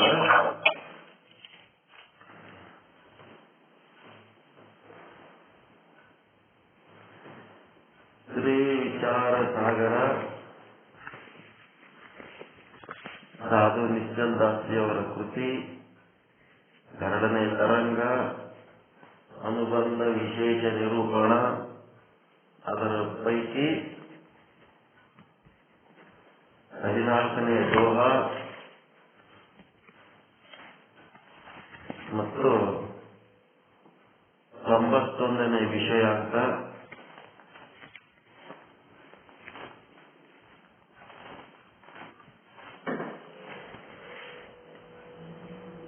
ಪೂರ್ವದಲ್ಲಿ ಹೇಳಿದ್ದೇನೆಂದರೆ ನಿತ್ಯ ನೈಮಿತ್ತಿಕ ಕರ್ಮಗಳನ್ನು ಮಾಡುವಾಗ ಯಾವ ಕ್ಲೇಶ ದುಃಖವಾಗುವುದೋ ಅದು ಪೂರ್ವ ಸಂಚಿತ ನಿಷಿದ್ಧ ಕರ್ಮಗಳ ಫಲವಾಗಿರುತ್ತದೆ. ನಾನು ಸಂಚಿತ ಕರ್ಮ ಹಿಂದಿನ ಜನ್ಮಗಳಲ್ಲಿ ಮಾಡಿ ಅವು ಅನುಭವಿಸಲಾಗದೆ ಸಂಗ್ರಹವಾದಂತ ಸಂಚಿತ ಕರ್ಮಗಳು ಮತ್ತು ಹಿಂದಿನ ಜನ್ಮದಲ್ಲಿ ನಾನು ಮಾಡಿದ ನಿಷಿದ್ಧ ಕರ್ಮ, ಮಾಡಬಾರದು ಅನ್ನಂತ ಕರ್ಮಗಳು ನಾ ಮಾಡಿದ್ದಕ್ಕ ನಾನೀಗ ಏನ್ ಮಾಡ್ಲಕತ್ತೀನಪ್ಪ ಅಂತಂದ್ರೆ ನಿತ್ಯ ಕರ್ಮ ನೈಮಿತ್ತಿಕ ಕರ್ಮ ಮಾಡಿ ಅಲ್ಲಿ ಏನ್ ಹೇಳ್ದ ಪ್ರಾಯಶ್ಚಿತ್ತ ಕರ್ಮ ಮಾಡಿ ನಂದು ಕಳ್ಕೊತೀನಿ ಅಂದ. ನೀ ಪ್ರಾಯಶ್ಚಿತ್ತ ಕರ್ಮ ಮಾಡಿ ಕಳ್ಕೊಳಕ ನೀನು ಈ ಒಂದು ಜನ್ಮದ ಪ್ರಾಯಶ್ಚಿತ್ತ ಕರ್ಮ ಮಾಡಿದ್ರೆ ಹೆಂಗ್ ಕಲಿತವ, ಇನ್ನು ಅನಂತ ಕೋಟಿ ಜನ್ಮಗಳನ್ನು ಎತ್ತಿ ಬಂದು ನೀನ್ ಎಷ್ಟು ಕರ್ಮ ಮಾಡಿ ಬಂದಿದ್ದೇನೋ ಅಷ್ಟೊಂದು ಜನ್ಮಗಳ ಕರ್ಮ ಒಂದೇ ಜನ್ಮದ ಮಾಡಿದಂತ ಪ್ರಾಯಶ್ಚಿತ್ತ ಕರ್ಮದಿಂದ ಅದಂಗ ಕಳಿತಾವ. ಅದೆಲ್ಲ ಆಗಂಗಿಲ್ಲ. ಅದು ಕಳ್ಕೋಬೇಕಾದ್ರೆ ಮೊದಲು ನಾವು ಈ ಶರೀರದಿಂದ ಭಿನ್ನ ಆಗ್ಬೇಕು, ಶರೀರವೇ ಬೇರೆ ನಾನೇ ಬೇರೆ ಅನ್ನಂಗ ಆಗ್ಬೇಕು ಅಂತ ಒಂದು. ಈಗೇನ್ ಹೇಳ್ತಾನ, ನನ್ನ ಹಿಂದಿನ ಜನ್ಮದ ಕರ್ಮ ಫಲಗಳನ್ನ ಕಳ್ಕೊಳ್ಳಕ್ ನಾನು ಏನ್ ಮಾಡ್ತೀನಿ, ನಿತ್ಯ ಕರ್ಮ ನೈಮಿತ್ತಿಕ ಕರ್ಮ ಮಾಡಿ ಆ ಕರ್ಮ ಮಾಡುವಾಗ ನನಗೇನು ಹಿಂಸೆ ಆಗ್ತದ ಅದೆಲ್ಲ ನನ್ನ ಪ್ರಾಯಶ್ಚಿತ್ತ ಅನ್ನಂಗ ನಾನು ಅದರ ದುಃಖವನ್ನು ನಾನು ಅನುಭವಿಸಿ ಆ ಕರ್ಮ ಫಲಗಳನ್ನ ಕಳ್ಕೊತೀನಿ ಅಂತ ಹೇಳ್ತಾನ. ಅದಕ್ಕೆ ಥಂಡಿಯಲ್ಲಿ ಎದ್ದಿವು ತಣ್ಣೀರ ಜಳಕ ಮಾಡಿ ಪೂಜೆ ಮಾಡುವಾಗ ಉಂಟಾಗುವ ಕಷ್ಟವೇನಿದೆಯಲ್ಲ, ಉದಾಹರಣೆ ಅದು ಒಂದು ಪೂರ್ವ ಜನ್ಮದ ನಿಷಿದ್ಧ ಕರ್ಮದ ಫಲವಾಗಿರುತ್ತದೆ. ಆದ್ದರಿಂದ ಸಂಚಿತ ನಿಷಿದ್ಧ ಕರ್ಮಗಳ ಫಲವು ಮತ್ತೆ ಬೇರೆ ಉಂಟಾಗುವುದಿಲ್ಲ ಎಂದು ಪೂರ್ವ ಪಕ್ಷಿ ಹೇಳುತ್ತಿದ್ದಾನೆ. ಅದಕ್ಕೆ ನಿಶ್ಚಲದಾಸರು ಏನ್ ಹೇಳ್ತಾರ, ಈ ವಾರ್ತೆಯು ಸಂಭವಿಸುವುದಿಲ್ಲ, ಇದನ್ನು ಕರೆಕ್ಟ್ ಹೇಳದಂತಾರ. ಏಕೆಂದರೆ ಅನಂತ ಪ್ರಕಾರದ ಸಂಚಿತ ನಿಷಿದ್ಧ ಕರ್ಮ ಯಾವ ಕರ್ಮಗಳು ಇರುವವೋ ಅವುಗಳ ಫಲವಾದರೂ ಅನಂತವಾಗಿರುತ್ತವೆ. ಒಂದೇ ತರದಪ್ಪ, ನೀ ಜಳಕ ಮಾಡಾಗ ಚಳಿಯಾಗ ನಿನಗೇನ್ ತ್ರಾಸ ಮಾಡ್ಕೊತೀವಿ, ಬರೀ ಅಂಥದ್ದು ಒಂದೇ ಅದ ಸಂಚಿತ ಕರ್ಮ, ಅಂಥದ್ದೊಂದೇ ನಿಷಿದ್ಧ ಕರ್ಮ ಮಾಡಿದೇನು. ಮಾಡಬಾರ್ದನ್ನ ಕರ್ಮಗಳು ನೀನು ಏನೇನ ವೆರೈಟಿ ಮಾಡಿದಿ, ಅದ್ರ ಕರ್ಮ ಫಲಗಳು ಸಹಿತ ಅಷ್ಟೇ ವೆರೈಟಿ ಸಿಗ್ತಾವ ನಿನಗ. ಬರೀ ಯಾವ್ದಾರ ಒಂದು ಹೇಳಿದ್ರೆ ಹೆಂಗ, ಕೇವಲ ಕರ್ಮಗಳ ಅನುಷ್ಠಾನದಿಂದ ಕ್ಲೇಶವೇ ಅವುಗಳ ಫಲ ಎಂದು ಹೇಳುವುದು ಸಂಭವಿಸುವುದಿಲ್ಲ. ಈ ದುಃಖ ಅನುಭವಿಸಿ ಕಷ್ಟ ಅನುಭವಿಸಿ ನಂದು ಕರ್ಮ ಕಳ್ಕೊತೀನಿ ಅಂತಂದ್ರ ಕಷ್ಟನೇ ಆ ಕರ್ಮದ ಫಲ ಅಂತ ಹೇಳಕ್ ಆಗಂಗಿಲ್ಲ. ಬೇರೆ ಬೇರೆ ರೀತಿ ಫಲಗಳಿರ್ತಾವ, ಒಂದೇ ರೀತಿ ಫಲ ಇರಲ್ಲ, ಬೇರೆ ಬೇರೆ ರೀತಿ ಫಲಗಳಿರ್ತಾವ. ಈ ರೀತಿಯಿಂದ ನಿತ್ಯ ನೈಮಿತ್ತಿಕ ಕರ್ಮ ಅನುಷ್ಠಾನದ ದುಃಖವನ್ನೇ ಸಂಚಿತ ಕರ್ಮ ನಿಷಿದ್ಧ ಕರ್ಮ ಫಲ ಅಂದ್ರೆ ನಾಶ ಮಾಡುತ್ತದೆ ಅಂದ್ರೆ ಅದು ಸಂಭವಿಸುವುದಿಲ್ಲ. ನೀನು ನಿತ್ಯ ಕರ್ಮ ನೈಮಿತ್ತಿಕ ಕರ್ಮ ಮಾಡಿ ಸಂಚಿತ ಕರ್ಮದ ಫಲ ನಾ ನಾಶ ಮಾಡ್ಕೊತೀನಿ, ನಿಷಿದ್ಧ ಕರ್ಮದ ಫಲ ನಾಶ ಮಾಡ್ಕೊತೀನಿ ಅಂದ್ರೆ ಅದು ಸಂಭವಿಸುವುದಿಲ್ಲ, ಅದು ಆಗಂಗಿಲ್ಲ. ಅದೆಲ್ಲ ಸುಳ್ಳು ಮಾತು ಅಂತೇಳಿ 91ನೇ ವಿಷಯಾಂಕ ಮುಗಿಸಿದ್ರು. ಖಂಡನೆ ಮಾಡಿ ಅವನ ಪೂರ್ವ ಪಕ್ಷೀಯ ಒಂದು ವಿಚಾರವನ್ನ ಖಂಡಿಸಿಬಿಟ್ರು. ಇದಲ್ಲ ನೀನು ಹೇಳೋದು. ಮುಂದೇನ್ ಹೇಳ್ತಾರ, ಪೂರ್ವದಲ್ಲಿ ಹೇಳಿದ್ದೇನೆಂದರೆ ಸಂಪೂರ್ಣ ಸಂಚಿತ ಕರ್ಮ ಕಾಮ್ಯ ಕರ್ಮಗಳಿಂದ ಒಂದೇ ಶರೀರವಾಗುತ್ತದೆ. ಇನ್ನ ಒಂದೇನ್ ಹೇಳ್ತಾನಪ್ಪ ಅಂತಂದ್ರೆ, ನೀನು ವೆರೈಟಿ ಕರ್ಮಗಳಿರ್ತಾವ, ವೆರೈಟಿ ಕರ್ಮ ಮಾಡೋದಂದ್ರ ಏನಾಗಬೇಕು, ವೆರೈಟಿ ಅಂದ್ರೆ ಹೆಂಗ್ ಹೇಳ್ತೀರ,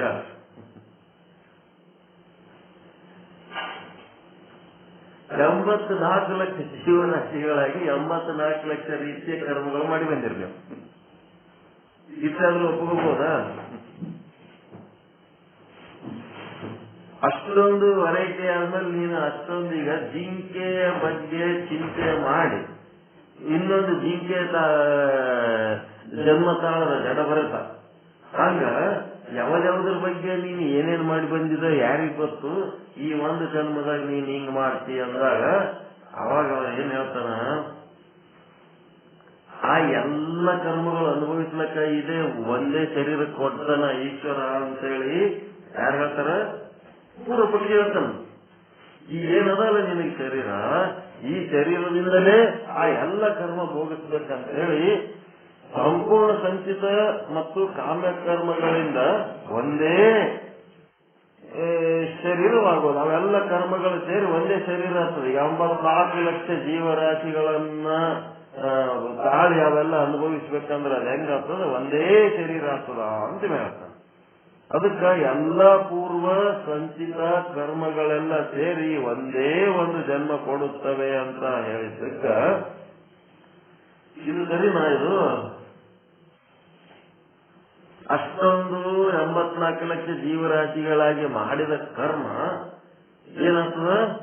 ಒಂದೇ ಒಂದು ಜನ್ಮದಾಗ ನಾನು ತೀರಿಸ್ತೇನೆ ಅಂದ್ರೆ ಹೆಂಗಾಗ್ತದ?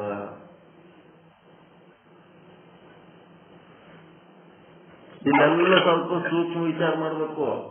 ಮನುಷ್ಯ ಒಬ್ಬನೇ ಕರ್ಮ ಮಾಡ್ತಾನ, ಉಳಿದ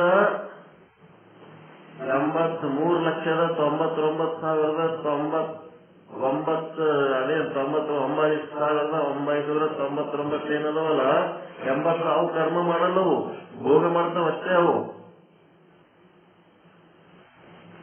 ಅವು ಕರ್ಮ ಮಾಡಲ್ಲ.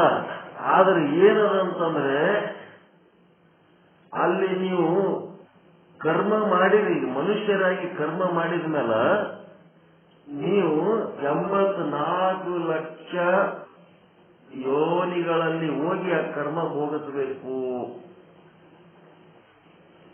ನೀನು ಇದು ಆಗಿಬಿಟ್ಟು ಈ ಕರ್ಮ ಮಾಡಿದಿ, ನೀನು ಇದು ಆಗಿಬಿಟ್ಟು ಆ ಕರ್ಮ ಮಾಡಿದಿ, ನೀನು ಅದು ಆಗಿಬಿಟ್ಟು ಪತಂಗ, ಕೀಟ, ಜಿಂಕೆ, ಆನೆ, ಇರ್ಬೆ ಏನೇನು ಹೇಳ್ತಾರೆ ನೋಡ್ರಿ ಅವ್ರು. ನಿಜ ಇವ್ರದ್ದು ನಿಜವನ ಶಿವಯೋಗಿಗಳು ಇದ್ರಾಗ ಏನೇನಾಗಿ ಬಿಡ್ತಾನಂತದ ಇಲ್ಲ. ಆಗ ನೀನು ಮನುಷ್ಯನಾಗಿ ಒಂದು ಕರ್ಮ ಮಾಡಿದೆ, ಆದ್ರ ಕರ್ಮ ಫಲ ಏನದಲ್ಲ, ನೀನೇನೇನೇನೇನೋ ಆಗಿ ಹುಟ್ಟಬೇಕನ್ನಂತವಪ್ಪ. ಇದೇ ಒಂದು ಶರೀರದಿಂದ ಹೆಂಗಾಗ್ತದ? ಈ ವಾರ್ತೆ ಆದರೂ ಸಂಭವಿಸುವುದಿಲ್ಲ. ಸಂಚಿತ ಕಾಮ್ಯ ಕರ್ಮಗಳು ಅನಂತ ಇರುತ್ತವೆ. ಅವೆಲ್ಲವುಗಳ ಭೋಗ ಒಂದೇ ಜನ್ಮದಲ್ಲಿ ಸಂಭವಿಸುವುದಿಲ್ಲ. ಅವೆಲ್ಲವುಗಳ ಭೋಗ ಒಂದೇ ಜನ್ಮದಲ್ಲಿ ಉಂಟಾಗುತ್ತದೆ ಎಂದು ಹೇಳಿದರೆ ಸಂಭವಿಸುವುದಿಲ್ಲ.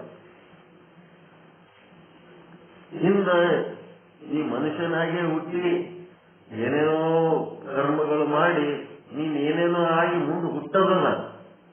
ಅದು ಬಿಟ್ಟು ಇದೇ ಜನ್ಮದಾಗ ನಾ ಎಲ್ಲ ಕಳ್ಕೊತೀನಿ ಅಂದ್ರೆ ಅದ ಹೆಂಗಾಗ್ತದ? ಇದೇ ಒಂದೇ ಶರೀರ ಅದೆಲ್ಲ ಕಳ್ಕೊತೀನಿ ಇದೇ ಜನ್ಮದಾಗ, ಅದೆಲ್ಲ ಆಗಂಗಿಲ್ಲ.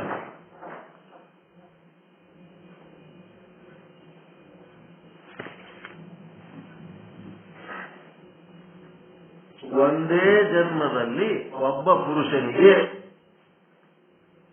ಅವನು ಎಷ್ಟು ಶರೀರ ಧರಿಸಿ, ಏನೇನು ಶರೀರಗಳನ್ನು ಧರಿಸಿ ಒಂದೇ ಜನ್ಮದಾಗ ತನ್ನ ಸಂಚಿತ ಕರ್ಮ ಅವೇನು ಹಿಂದಿನ ಕರ್ಮ ಫಲ ಅದಾವಲ್ಲ ಅವೆಲ್ಲ ಕಳ್ಕೋಬೇಕಾದ್ರೆ ಸಿದ್ಧ ಪುರುಷರಿಂದ ಅದು ಮಾತ್ರ ಸಾಧ್ಯ. ಒಂದೇ ಜನ್ಮದಾಗ ಸಿದ್ಧ ಪುರುಷರಿಂದ ಸಾಧ್ಯ. ಒಬ್ಬ ಪುರುಷನಿಗೆ ಒಂದೇ ಕಾಲದಲ್ಲಿ ಅನೇಕ ಶರೀರಗಳಿಂದ ಈ ಕರ್ಮ ಫಲ ಅನುಭವಿಸುವುದು, ಯಾವ ಭೋಗಗಳನ್ನು ಹೇಳಿರುವುದು, ಅದು ಕೇವಲ ಸಿದ್ಧ ಯೋಗಿಗಳ ಹೊರತಾಗಿ ಅನ್ಯರಿಗೆ ಸಂಭವಿಸುವುದಿಲ್ಲ. ಈ ಶ್ರೀಕೃಷ್ಣ ಅವನಿಗೆ 16,000 ಶರೀರಗಳು ಧರಿಸಿದ. 16,000 ಹೆಂಡ್ರ ಮಾಡಿಕೊಂಡು 16,000 ಶರೀರ ಧರಿಸಿ 16,000 ಮನಿ ಮಾಡ್ದ. ಅಂಥವರಿಂದ ಅದು ಸಾಧ್ಯ ಅದ. ಅವನೇನ್ ಮಾಡ್ದ? 16,000 ಜನ್ಮಗಳನ್ನ ಎತ್ತಿ ಬಂದು ಭೋಗಿಸಬೇಕಾದಂತಹ ಕರ್ಮಗಳನ್ನ ಒಂದೇ ಜನ್ಮದಾಗ ಭೋಗಿಸಿದ, ಅನಂತ ಶರೀರಗಳನ್ನು ಧರಿಸಿ. ಹಾಗೇನಾರ ನಮಗೆ ಸಾಧ್ಯ ಇಲ್ಲ. ಇದ್ದ ಒಂದು ಶರೀರನೇ ಚಂದ ಇಟ್ಕೊಳಕ್ ಬರಲು ಇಲ್ಲ. ಆ ಉಳಿದ ಎಲ್ಲಾ ಶರೀರಗಳು ಹೆಂಗಿಟ್ಕೊತೀರಿ ನೀವು?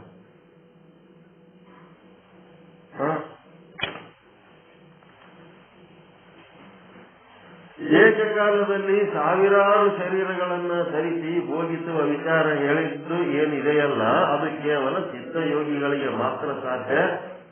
ಸಿದ್ಧ ಯೋಗಿಗಳಿಗಾದರೂ ಏನಾಗ್ತದಂದ್ರೆ ಕರ್ಮ ಏನಾಗ್ತದ ಅಲ್ಲ, ನಿವೃತ್ತಿ ಆಗ್ತದ. ಆದ್ರೆ ಮೋಕ್ಷ ಆಗಂಗಿಲ್ಲ. ಮೋಕ್ಷ ಆಗ್ಬೇಕಾದ್ರೆ ಪರಮಾನಂದ ಪ್ರಾಪ್ತಿ, ಸರ್ವ ದುಃಖ ನಿವೃತ್ತಿ. ಪುನರ್ಜನ್ಮ ಆಗ್ಲಾರ್ದಂಗ ಕಳ್ಕೋಬಹುದೇ ಹೊರತು ಪುನರ್ಜನ್ಮ ಆಗ್ಲಾರ್ದಂಗ ಜನ್ಮ ರಹಿತವಾಗದು ಬೇರೆ, ಮೋಕ್ಷ ಆಗೋದು ಬೇರೆ. ಅದಕ್ಕೆ ವೇದಾಂತದ ಸಿದ್ಧಾಂತ ಚಂದ ಬರ್ಕೊಳ್ರಿ. ಸಿದ್ಧ ಯೋಗಿಗಳಿಗಾದರೂ ಬೇರೆ ಸಂಪೂರ್ಣ ಸಾಮರ್ಥ್ಯವೇನೇ ಇರುತ್ತದೆ, ಆದರೆ ಮೋಕ್ಷವಂತೂ ಆಗುವುದಿಲ್ಲ. ಯಾಕಂದ್ರೆ ಇಲ್ಲಿ ಕರ್ಮ ಕಳ್ಕೊಂಡ್ರು ನೀವು ಅಹಂ ಬ್ರಹ್ಮಾಸ್ಮಿ ಅಂತ ಏನಾದ್ರೆ ಜ್ಞಾನ ಬರ್ತದೆ ಅಂದ್ರೆ ಇಲ್ಲಿ ನೀವೇನೇನೋ ಶರೀರಕ್ಕ ಮನಸ್ಸಿಗೆ ನಾನಾ ರೀತಿ ತಾಪಗಳನ್ನ ಕೊಟ್ಟು ನಿಮ್ ಕರ್ಮ ಕಳ್ಕೊಂಡ್ರೆ ಇನ್ನೊಂದು ಸಾರಿ ಈ ಶರೀರ ಹುಟ್ಟು ಬರ್ಲಾರ್ದಾಗ ಮಾಡಬಹುದು. ಆದ್ರೆ ನಾನು ಬ್ರಹ್ಮ ಅದೀನಿ ಅನ್ನೋದು ಏನಾರ ಕರ್ಮ ಸಿದ್ಧಾಂತದ ಎಲ್ಲಾರ ಅದ ಏನು? ಪುನರ್ಜನ್ಮಗಳು ಉಂಟಾಗುವುದನ್ನು ಕಳೆದುಕೊಳ್ಳಬಹುದೇ ವಿನಃ ಅಲ್ಲಿ ಜ್ಞಾನವಿರುವುದಿಲ್ಲ. ಹೀಗಾಗಿ ನೀವು ಕರ್ಮ ಸಿದ್ಧಾಂತದ ಪ್ರಕಾರ ಪುನರ್ಜನ್ಮದಿಂದ ತಪ್ಪಿಸ್ಕೋಬಹುದೇ ಹೊರತು ನೀನೇ ಬ್ರಹ್ಮ ಅನ್ನೋದು ಅದು ಎಲ್ಲಿ ಉಂಟಾಗ್ತದಂತಂದ್ರೆ ಜ್ಞಾನ ಯೋಗದಲ್ಲಿ ಮಾತ್ರ ಉಂಟಾಗ್ತದ. ಇದು ವೇದಾಂತ ಸಿದ್ಧಾಂತ. ಕರ್ಮಯೋಗದಿಂದ ಏನ್ ಮಾಡ್ಬೋದು ನೀವು? ಹರಿಜನ್ಮದ ಕರ್ಮಗಳನ್ನೆಲ್ಲ ಈ ಜನ್ಮದೊಳಗೆ ನೀವೇನೋ ಒಂದು ಪ್ರಾಯಶ್ಚಿತ್ತನೋ ಮತ್ತಿನ್ನೇನೋ ಮಾಡಿ ಕಳ್ಕೊಂಡ್ರಿ ಅನ್ಕೊಳ್ರಿ. ಕಳ್ಕೊಂಡ್ರೆ ನಿಮ್ಗೆ ಬ್ರಹ್ಮಾಸ್ಮಿ ಜ್ಞಾನ ಆಗ್ತದೆ. ನಂಗೆ ಮಾಡಿದ್ರ ನಾ ಬ್ರಹ್ಮ ಇದೀನಿ ಅಂತ ಏನಾರು ಗೊತ್ತಾಗ್ತದೇನು?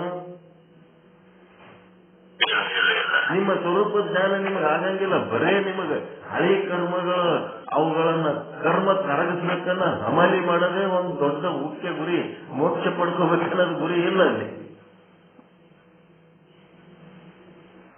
ಹೀಗಾಗಿ ಅದು ಶರೀರಕ್ಕೆ ಸಂಬಂಧಪಟ್ಟ ಸಾಧನೆಯಾಗಿ ಕರ್ಮಗಳಿಂದ ದೇಹ, ದೇಹಗಳಿಂದ ಕರ್ಮ, ಯಾವಾಗ ನಿಮಗೆ ಕರ್ಮ ಛೇದನ ಆಗ್ತದೋ ಅದರಿಂದ ನಿಮಗೆ ಮುಂದೆ ದೇಹ ಬರ್ಲಾರ್ದಂಗೆ ಆಗ್ಬಹುದು. ಆದ್ರೆ ನೀವೇ ಬ್ರಹ್ಮ ಅನ್ನೋದು ಅಹಂ ಬ್ರಹ್ಮಾಸ್ಮಿ ತತ್ವಮಸಿ ಈ ಜ್ಞಾನ ನಿಮ್ಗೆ ಆಗಂಗಿಲ್ಲ. ಹೀಗಾಗಿ ನಾವು ಹೇಳ್ತಾ ಇರೋದು ವೇದಾಂತ ಸಿದ್ಧಾಂತದ ಮೋಕ್ಷ ಏನದಲ್ಲ, ಪುನರ್ಜನ್ಮದಿಂದ ತಪ್ಪಿಸ್ಕೊಳ್ಳೋದಲ್ಲದು. ನಾನು ಬ್ರಹ್ಮ ಇದ್ದೇನೆ ಅನ್ನೋದು ಮುಖ್ಯ ಅದ. ಕರ್ಮ ಸಿದ್ಧಾಂತದಿಂದ ನೀವು ಎಷ್ಟೇ ಸಾಧನೆ ಮಾಡಿದ್ರು ಪುನರ್ಜನ್ಮ ಆಗ್ಲಾರ್ದಂಗೆ ನೋಡ್ಕೋತೀರಿ. ಆ ಪುನರ್ಜನ್ಮ ಆಗ್ಲಾರ್ದಂಗೆ ಮಾಡ್ಕೊಳ್ಳೋದು ಅದೇ ಮೋಕ್ಷ ಅಂತ ತಿಳ್ಕೊಂಡ್ಬಿಟ್ಟಾರೆ ಎಲ್ಲರೂ. ಪುನರ್ಜನ್ಮ ಮತ್ತೆ ಹುಟ್ಟಿ ಬರ್ಲಾರ್ದಂಗೆ ಆಗದೆ ಮೋಕ್ಷ ಅಂತ ತಿಳ್ಕೊಂಡಾರ. ಮತ್ತೆ ಹುಟ್ಟಿ ಬರ್ಲಾರ್ದಂಗೆ ಆಗದ ಮೋಕ್ಷ ಅಲ್ಲದು. ಅಲ್ಲಿ ಜ್ಞಾನನೇ ಇಲ್ಲ. ಅಲ್ಲಿ ನಾ ಬ್ರಹ್ಮ ಅದೀನಿ ಅನ್ನೋದು ಜ್ಞಾನನೇ ಇಲ್ಲ. ಅಜ್ಞಾನಿಯಾಗಿ ಜನ್ಮಗಳು ಇರ್ಲಾರ್ದಂಗೆ ಮಾಡ್ಕೊಂಡ್ರ ಅಲ್ಲಿ ಏನದ? ಅಲ್ಲಿ ಮೋಕ್ಷ ಆಗಂಗಿಲ್ಲ.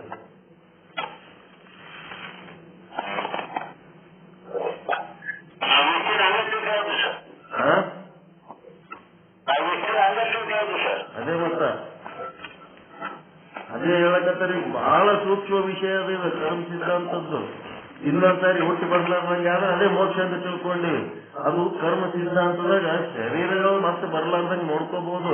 ಆದ್ರೆ ನಾನೇ ಬ್ರಹ್ಮ ಅನ್ನೋದು ಆ ಕರ್ಮ ಸಿದ್ಧಾಂತದ ಯಾವ ಮೂಲೆಗೂ ಇಲ್ಲ. ಅಲ್ಲಿ ಜ್ಞಾನನೇ ಇಲ್ಲ. ಅಲ್ಲಿ ಅಜ್ಞಾನದ ಮೋಕ್ಷ. ಶರೀರ ಬರೋದು, ಶರೀರ ಬರ್ಲಾರ್ದಂಗೆ ಮಾಡ್ಕೊಳ್ಳೋದು ಅದು ಅಜ್ಞಾನದ ಮೋಕ್ಷ. ಜ್ಞಾನದ ಮೋಕ್ಷ ಅಲ್ಲ. ಅದು ಏನದ ಪೂರ್ವದಲ್ಲಿ ಹೇಳಿದ್ದೇನೆಂದರೆ ಸಂಪೂರ್ಣ ಸಂಚಿತ ಕಾಮ್ಯ ಕರ್ಮಗಳಿಂದ ಒಂದೇ ಶರೀರವಾಗುತ್ತದೆ. ಇದಲ್ಲ ಈ ವಾಕ್ಯ. ಸಿದ್ಧ ಯೋಗಿಗಳಿಗಾದರೂ ಬೇರೆ ಸಂಪೂರ್ಣ ಸಾಮರ್ಥ್ಯವೇನೋ ಇರುತ್ತದೆ. ಅವರು ಸಾಮರ್ಥ್ಯದಿಂದ ಏಕಕಾಲಕ್ಕ ಹೆಚ್ಚು ಶರೀರಗಳು ಧರಿಸಿ ಆ ಕರ್ಮವನ್ನೆಲ್ಲ ಭೋಗಿಸಿ ಇಲ್ಲದಂಗೆ ಮಾಡಿಕೊಂಡು ಮತ್ತ ಆ ಶರೀರದ ಮೂಲಕ ಜಗತ್ತಿನಾಗ ಬರ್ಲಾರ್ದಂಗೆ ಮಾಡ್ಕೋಬಹುದು. ಅವರಿಗೆ ಶರೀರ ಬರ್ಲಾರ್ದಂಗೆ ಮಾಡ್ಕೊಂಡ್ರೆ ಅದು ಮೋಕ್ಷ ಅಲ್ಲ. ಮೋಕ್ಷ ಯಾಕೆ ಅಲ್ಲ ಅಂತಂದ್ರೆ ಅಲ್ಲಿ ಜ್ಞಾನವಿಲ್ಲ.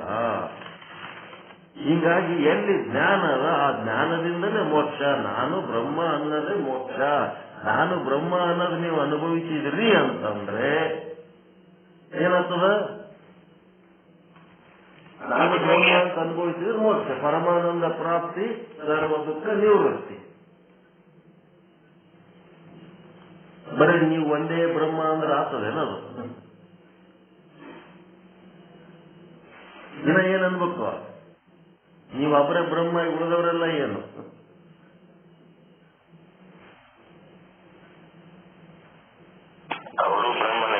ಎಲ್ಲರೂ ಬ್ರಹ್ಮನೇ.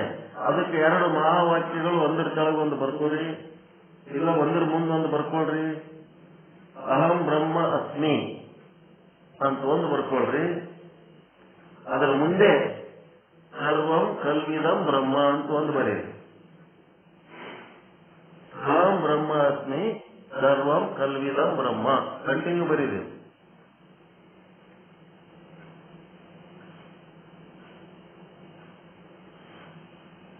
ಏನ್ ಬರೆದ್ರಿ?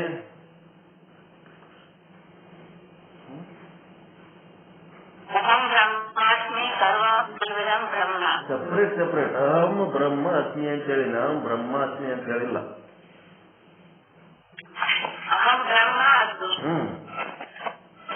ಆರು ಶಬ್ದಗಳು ಮಾಡಿ ಸರ್ವಂ ಕಲ್ವಿದಂ ಬ್ರಹ್ಮ, ಅಹಂ ಬ್ರಹ್ಮ ಅಸ್ಮಿ ಸರ್ವಂ ಕಲ್ವಿದಂ ಬ್ರಹ್ಮ.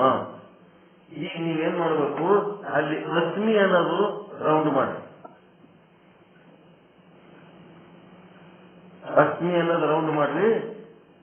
ಮೊದಲನೇ ಇದ್ರಾಗ ನೆಕ್ಸ್ಟ್ ಇದ್ರಾಗ ಏನ್ ಮಾಡ್ರಿ, ಕಲ್ವಿದಂ ಕಲ್ವಿದಂ ಅನ್ನೋದು ರೌಂಡ್ ಮಾಡ್ರಿ.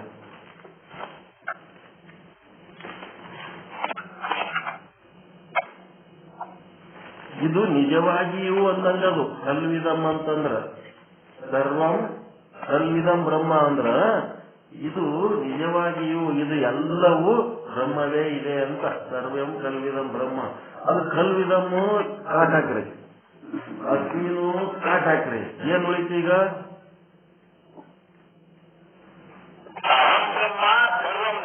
ಹಾ, ಇಷ್ಟು ಅನ್ಬೇಕು ನೋಡ್ರಿ. ಅಹಂ ಬ್ರಹ್ಮಾಸ್ಮಿ ಅಂದ್ರ ಅಹಂಕಾರಿ ಆಗಿಬಿಡ್ತೀರಿ, ಉಳಿದವರೆಲ್ಲ ಏನು?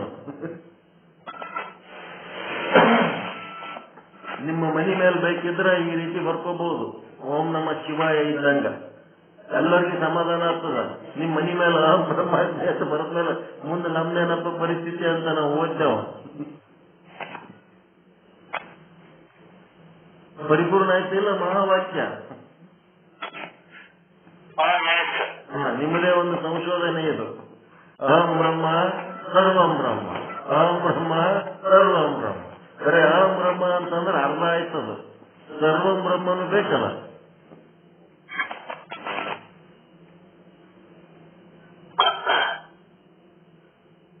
ಚಂದದ ಸಂಶೋಧನೆ. ಎಲ್ಲಿ ಬೇಕಲ್ಲಿ ಬರ್ಕೋಬಹುದು ಇದನ್ನ.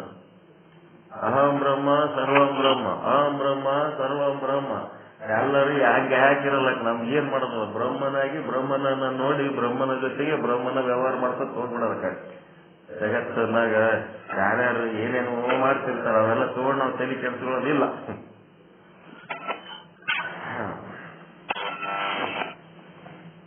ಹೇಳುವಂತ ಸಿದ್ಧಾಂತ ಅಹಂ ಬ್ರಹ್ಮ ಸರ್ವಂ ಬ್ರಹ್ಮ ಅಂತೇಳಿ ಎಲ್ಲದ್ರಾಗ ಹುಡುಕಬೇಕು. ಎಲ್ಲರೇ ಇತ್ತು ಅಂತಂದ್ರೆ ಅದು ನಮ್ಮ ಸಿದ್ಧಾಂತಕ್ಕೆ ಸಂಬಂಧಪಟ್ಟದ್ದು. ಇಲ್ಲ ಮತ್ತೇನಾರು ಕಥೆ ಹೇಳ್ತಿದ್ರಂದ್ರೆ ಏನು ಉಪಯೋಗ ಇಲ್ಲ, ನಡಿ ಅಂತ ಹೋಗ್ಬಿಡ್ಬೇಕು. ಅದ್ರಾಗ ಏನು ಕೂತ್ ತಲೆ ಕೆಡ್ಸ್ಕೊಳಕ್ ಹೋಗ್ಬಾರ್ದು, ಟೈಮ್ ವೇಸ್ಟ್ ಮಾಡಬಾರ್ದು. ಈ ರೀತಿಯಿಂದ ಕಾಮ್ಯಕರ್ಮ ಮತ್ತು ನಿಷಿದ್ಧ ಕರ್ಮಗಳ ತ್ಯಾಗವನ್ನ, ಕೇವಲ ನಿತ್ಯ ಕರ್ಮ ನೈಮಿತ್ತಿಕ ಕರ್ಮಗಳನ್ನು ಯಾವ ಅಜ್ಞಾನಿ ಮಾಡುವನೋ ಅವನಿಗೆ ನಿತ್ಯ ನೈಮಿತ್ತಿಕ ಕರ್ಮಗಳ ಫಲವನ್ನು ಭೋಗಿಸುವುದರ ಸಲುವಾಗಿ ಮತ್ತು ಪೂರ್ವದಲ್ಲಿ ಮಾಡಲ್ಪಟ್ಟ ಶುಭಾಶುಭ ಕರ್ಮಗಳಿರುವವೋ ಅವುಗಳ ಫಲವನ್ನು ಭೋಗಿಸುವ ಸಲುವಾಗಿ ಅನಂತ ಶರೀರಗಳು ಉಂಟಾಗುತ್ತವೆ ಹೊರತು ಮೋಕ್ಷವಾಗುವುದಿಲ್ಲ.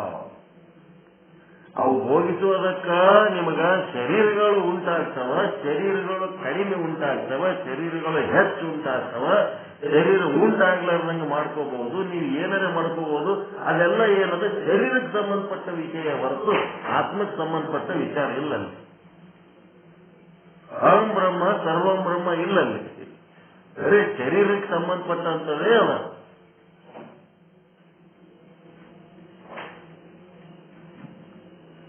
ಹೆಂಗದು?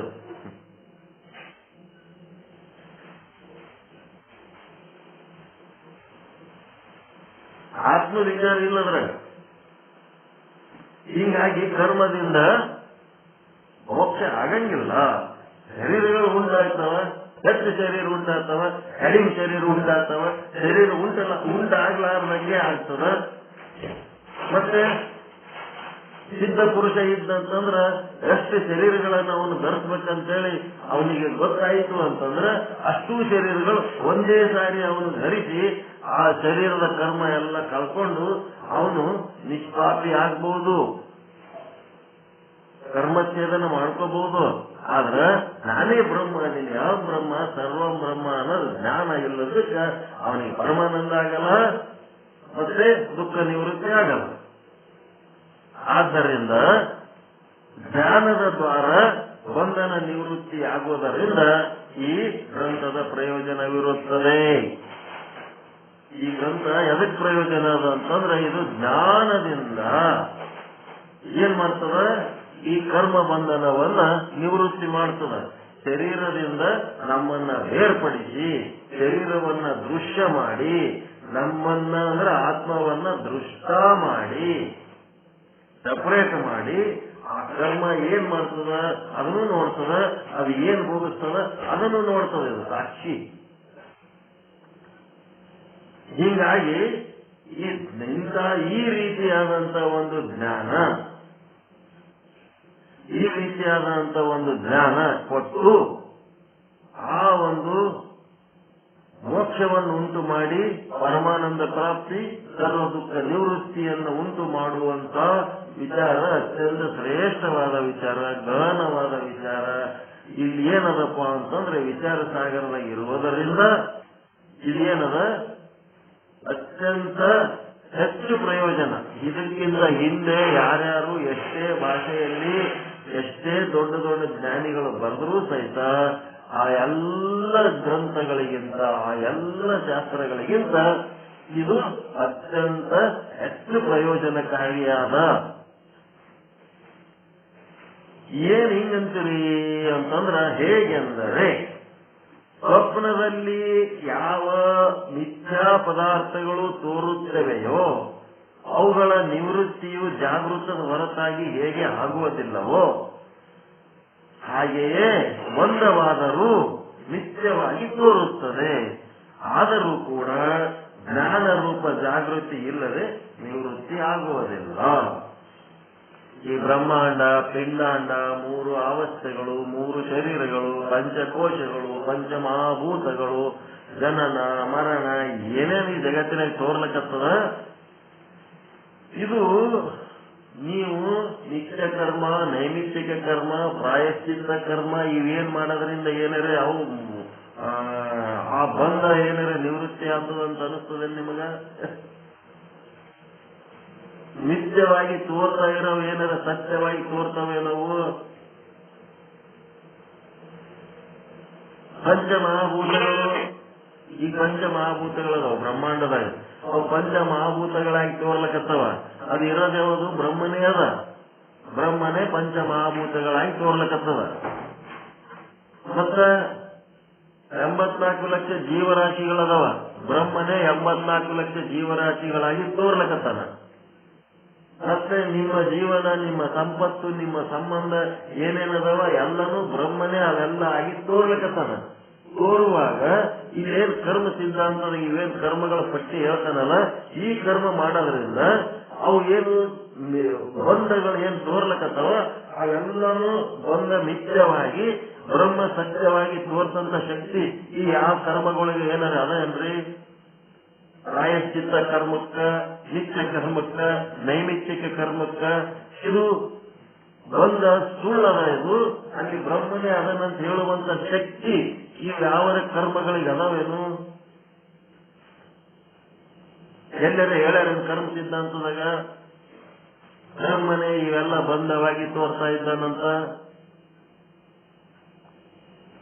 ಬರೀ ಶರೀರ, ಪುನರ್ಜನ್ಮ, ಹುಟ್ಟು, ಸಾವು, ಭೋಗ ಬರೀ ಇವೇ ಅದಾವಲ್ಲಿ. ಬ್ರಹ್ಮ ದರ್ಶನ ಇಲ್ಲಲ್ಲಿ. ಎತ್ತರ ಎತ್ತರ ಮನೋವ್ಯಾಪಿ ತತ್ರ ತತ್ರ ಬ್ರಹ್ಮ ದರ್ಶನ ಇಲ್ಲಲ್ಲಿ. ಹೀಗಾಗಿ ನೀವು ಕರ್ಮ ಮಾಡಿದ್ರೆ ಸ್ವಪ್ನದಲ್ಲಿ ಏನೇನೋ ನಿಮಗೆ ಸಮಸ್ಯೆಗಳಾಗ್ಲಿಕ್ಕತ್ತವ, ಆ ಸ್ವಪ್ನದಲ್ಲಿ ಉಂಟಾಗುವ ಸಮಸ್ಯೆಗಳಿಗೆ ನಾನಾ ರೀತಿ ಸಮಸ್ಯೆಗಳಾಗ್ಲಿಕ್ಕತ್ತವ. ಸ್ವಪ್ನದಾಗ ಒಂದೇ ರೀತಿ ಅಲ್ಲ. ಸಾಲಗಾರರ ಕಾಟ, ಮತ್ತೆ ಎಲ್ಲೋ ಹೋಗಿರಿ ಅರಣ್ಯದ ಹುಲಿ ಬೆನ್ನಚ್ಚದ, ಮತ್ತಾರೋ ನಿಮಗ ಮೋಸ ಮಾಡ್ಲಕತ್ತಾರ, ಮತ್ತಾರೋ ನಿಮಗೆ ಏನೋ ಹಿಂಸೆ ಕೊಡ್ಲಕತ್ತಾರ. ಆ ಎಲ್ಲದಕ್ಕೂ ನೀವೇನು ಎದ್ದು ಫೈಟಿಂಗ್ ಮಾಡ್ಬೇಕಾಗ್ಯದ? ಏನ್ ಮಾಡ್ಬೇಕಾಗ್ಯದ? ನಿಮಗೆ ಹುಲಿ ಸಂಘಟನೆ ಬಿಲ್ಲು ಬಾಣ ತಗೊಂಡು ಯುದ್ಧ ಮಾಡ್ಬೇಕಾಗ್ಯದ? ಏನು ಮಾಡ್ಬೇಕಾಗಿಲ್ಲ, ಎತ್ತರ ಆಗ್ಬೇಕಾಗ್ಯದ ಅಷ್ಟೇ.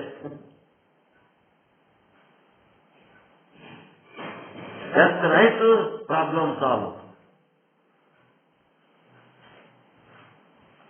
ಕನಸಿನಾಗ ಯಾವನೋ ಹೊಡಿಲಕ್ ಬೆನ್ನ ಹಚ್ಚಾನ, ಏನ್ ಮಾಡ್ತೀರಿ? ಅವ್ನ ಸಂಗಟ ಗುದ್ದಾಡ್ತೀರ, ಎತ್ತರ ಆಗ್ಬೇಕ. ಎತ್ತರ ಆದ್ರೆ ಸಮಸ್ಯೆ ಬಗೆಹರಿತದ. ಅವ್ನ ಸಂಗಟ ಗುದ್ದಾಡ್ಕೊತಿದ್ರಿ ಅಂದ್ರೆ ಸಮಸ್ಯೆ ಬಗೆಹರಿತದೇನು? ಕನಸಿನಾಗ ಹಿಂಗೆ ಗುದ್ದಾಡ್ಕೊತಿದ್ರಿ ಅಂದ್ರೆ ಎಷ್ಟತನ ಕನಸಿನಾಗ ಇರ್ತೀರಿ, ಅಷ್ಟತನ ಗುದ್ದಾಡ್ಕೊತ ಇರ್ತೀರಿ. ಎತ್ತರ ಆದ್ರೆ ಅಂದ್ರೆ ಪ್ರಾಬ್ಲಮ್ ಸಾಲ್ವ್ ಆಗ್ಬಿಡ್ತದೆ. ಯಾವ ರೀತಿ ಎತ್ತರವಾಗುವುದು ಸ್ವಪ್ನದಲ್ಲಿ ನಡೆದ ಎಲ್ಲಾ ಸಮಸ್ಯೆಗಳಿಗೆ ಒಂದೇ ಒಂದು ಪರಿಹಾರ ಇದೆಯೋ, ಅದೇ ರೀತಿ ಇಲ್ಲಿ ಪ್ರತಿನಿತ್ಯ ಜೀವನದೊಳಗೆ ಇದು ಬಂದ ಮಯವಾದಂತ ಜೀವನ ಏನದಲ್ಲ, ಎಲ್ಲ ನಿತ್ಯವಾಗಿ ತೋರ್ತಾ ಇರುವಂತ ಈ ಜೀವನ ಏನದಲ್ಲ, ಬ್ರಹ್ಮನನ್ನು ಮರೆಸಿ ಬೇರೆ ಏನೆಲ್ಲ ಆಗಿ ತೋರ್ತಾ ಇರುವಂತ ವಸ್ತುಗಳು, ವ್ಯಕ್ತಿಗಳು, ಜೀವಿಗಳ ಜೊತೆಗೆ ನಮ್ಮ ಜೀವನ ಏನದ ಅಲ್ಲ, ಇದಕ್ಕ ಅಲ್ಲಿ ಹೇಗೆ ಕನಸಿನಾಗಿದ್ದವನಿಗೆ ಎತ್ತರಾಗಿ ಅದು ಒಂದೇ ಒಂದು ಸೊಲ್ಯೂಷನ್ ಆದನು, ಹಂಗ ಈ ಒಂದು ಮಿಥ್ಯಾ ಜಗತ್ತಿನೊಳಗ, ಮಿಥ್ಯವಾದ ಬದುಕಿನೊಳಗ ಎತ್ತರಾಗದಂದ್ರೇನು? ಜ್ಞಾನ ಒಂದೇ ಎತ್ತರ ಮಾಡ್ತದೆ, ಕರ್ಮದಿಂದ ಎತ್ತರ ಆಗಂಗಿಲ್ಲ. ಜ್ಞಾನದಿಂದಲೇ ನೀವು ಎತ್ತರ ಆಗ್ತೀರಿ. ಪ್ರಾಯಶ್ಚಿತ್ತ ಕರ್ಮ ಮಾಡಿದ್ರೆ ಎತ್ತರ ಆಗ್ತೀರಿ ನೀವು. ನಾನು ಬ್ರಹ್ಮ ಅದೀನಿ, ಈ ದೇಹ ನಾನಲ್ಲ ಅಂತ ಏನಾರ ಅಂತದೇನದು? ನಿತ್ಯ ಕರ್ಮ ಎಷ್ಟೊತ್ತರ ಪೂಜೆ ಮಾಡ್ರಿ. ನೈಮಿತ್ತಿಕ ಕರ್ಮ ವರ್ಷಕ್ಕೊಮ್ಮ ಒಂದ್ಸಾರಿ ಎಲ್ಲರಿಗೆ ಕಟ್ಟಿ ಊಟಕ್ಕೆ ಹಾಕೋದು ಏನೇನೋ ಮಾಡ್ತಿರ್ತಾರಲ್ಲ, ಅವು ಏನ್ ಮಾಡಿದ್ರು ಯಾರಿಗೇನೋ ಇಂಥದೊಂದು ಜ್ಞಾನ ಆಗ್ಯದೇನು, ಆನಂದ ಆಗ್ಯದೇನು ಅದು ಕೇಳಕತ್ತಾರ ಅವರು. ಎತ್ತರ ಆಗೋದು ಹ್ಯಾಂಗ? ಕನಸಿನಾಗಿದ್ದವನಿಗೆ ಒಂದೇ ಒಂದು ಸಮಸ್ಯೆಗೆ ಪರಿಹಾರದನು, ಕನಸಿನಲ್ಲಿ ಉಂಟಾಗುವ ಸಮಸ್ಯೆಗಳಿಗೆ ಎಚ್ಚರವಾಗುವುದು ಒಂದೇ ಒಂದು ಪರಿಹಾರ. ಕನಸಿನೊಳಗಿನ ಸಮಸ್ಯೆಗಳಿಗೆ ಕನಸಿನೊಳಗೆ ನೀವು ಪರಿಹಾರ ಮಾಡ್ಕೊತ್ವಾದ್ರಿ ಅಂತಂದ್ರೆ ಏನಾಗ್ತದ? ಅದು ಮುಗಿಯಂಗೆ ಇಲ್ಲ. ಎತ್ತರ ಆದ್ರೆ ಎಲ್ಲ ಮುಗಿದೋಗ್ಬಿಡುತ್ತೆ. ಹಂಗ ಬಹಳ ಸೂಕ್ಷ್ಮವಾದ ಅರ್ಥ ಇದೆ. ಬಹಳ ಫೈನಲ್. ಇದಕ್ಕಿಂತ ಏನು ಹೇಳಕ್ಕಾಗಲ್ಲ, ಎಲ್ಲಿ ಏನು ಮಾಡಕ್ಕಾಗಲ್ಲ. ಹಂಗ ಇಲ್ಲಿ ಜ್ಞಾನ, ಈ ಶರೀರನೇ ನಾನಲ್ಲ. ಈ ಶರೀರ ಮಾಡಿದ ಕರ್ಮಗಳು ಶರೀರ ಭೋಗಿಸ್ತಾ ಇರ್ತದ. ಅದ್ರ ಕರ್ಮ ಅನುಭವಿಸ್ಲಿಕ್ಕೆ ಅದು ಹುಟ್ಟಿ ಬರ್ತಿರ್ತದ, ಪಾಪ ಪುಣ್ಯ ಮಾಡ್ತದ, ಮತ್ತ ಅದ್ರದ್ದು ಸುಖ ದುಃಖ ಅದು ಅನುಭವಿಸ್ತಿರ್ತದ. ಅದನ್ನ ನಾವು ಘಟದೃಷ್ಟ, ಘಟದಿಂದ ಭಿನ್ನವಾಗಿ ಘಟವನ್ನು ವೀಕ್ಷಿಸುವಂತೆ ನಾನು ಸಾಕ್ಷಿ ಅದೀನಿ. ಅದರದ್ದು ಸಾಕ್ಷಿ ನೋಡವ್ ನಾನು, ಘಟವನ್ನು ನೋಡವನು.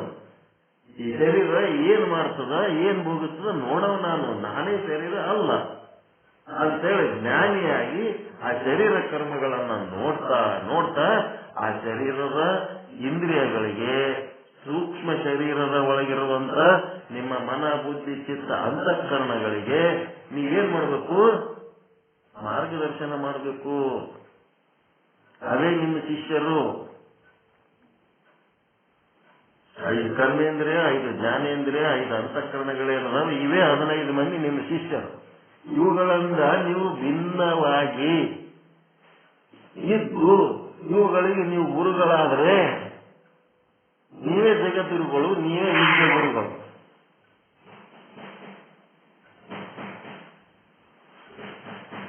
ಈ ಗುರುಗಳು ಇವು ಎಲ್ಲ ನಿಮ್ಮ ಇಂದ್ರಿಯಗಳಿಗೆ, ನಿಮ್ಮ ಅಂತಃಕರಣಗಳಿಗೆ ಹೆಂಗೋ ಇರ್ಲಕ್ಕ ಬಿಟ್ಟು ಬರೀ ಬ್ರಹ್ಮಜ್ಞಾನ ಎಲ್ಲೋ ಓದಿ ಹೇಳ್ತೀನಿ, ಎಲ್ಲೋ ಹೇಳ್ತೀನಿ ಅಂತಂದ್ರೆ ಆಗಂಗಿಲ್ಲ.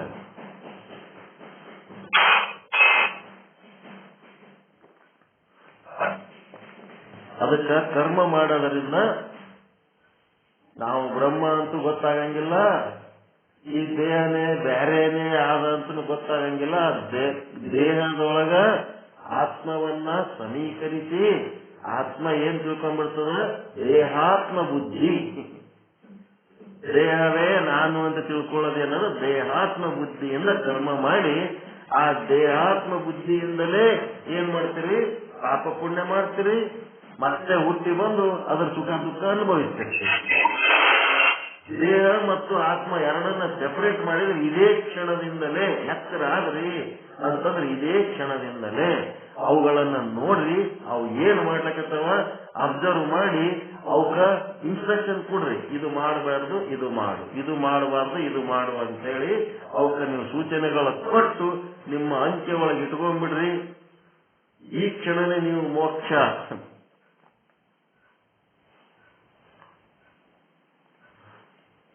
ಹೀಗಾಗಿ ಇಂಥ ಒಂದು ಗುಹ್ಯವಾದಂತ ಗಹನವಾದಂತ ಬ್ರಹ್ಮಜ್ಞಾನ ಈ ಒಂದು ವಿಚಾರ ಸಾಗರದಾಗ ಇರುವ ಕಾರಣ ಇದು ಏನದಪ್ಪ ಅಂತಂದ್ರೆ ಸುಮ್ಮನೆ ಪೀಠಿಕೆ. ಇವತ್ತಿಗೆ ಏನಾಯ್ತು? 1ನೇ ತರಂಗ, 2ನೇ ತರಂಗ, 3ನೇ ತರಂಗ ಎಲ್ಲ ಮುಕ್ತಾಯ ಆಯ್ತು. 3ನೇ ತರಂಗ ಗುರು ಶಿಷ್ಯರ ವರ್ಣನ ಮತ್ತು ಗುರುವಿನ ಸೇವಾ ಹೆಂಗ್ ಮಾಡ್ಬೇಕನ್ನೋದ್ರ ಬಗ್ಗೆ ಅದು ಆಲ್ರೆಡಿ 3ನೇ ತರಂಗದಾಗ ಹೇಳಿ ಮುಗಿಸಿದ್ವಿ. 1ನೇ ತರಂಗ ಮುಗೀತು, ಇವತ್ತು 2ನೇ ತರಂಗ ಮುಗೀತು. ಏನಾಯ್ತಪ್ಪ ಅಂದ್ರೆ ನೀವು ವೇದಾಂತದ ಫೌಂಡೇಶನ್ ಕೋರ್ಸ್ ಕಂಪ್ಲೀಟ್ ಮಾಡಿದ್ರಿ. ಈ ವೇದಾಂತ ಫೌಂಡೇಶನ್ ಕೋರ್ಸ್ ಕಂಪ್ಲೀಟ್ ಮಾಡಿದ್ಮೇಲೆ ಇದ್ರ ಮೇಲೆ ಸೂಪರ್ ಸ್ಟ್ರಕ್ಚರ್ 3 ಅಂತಸ್ತಿನ ಬಿಲ್ಡಿಂಗ್ ಕಟ್ಟಬೇಕು.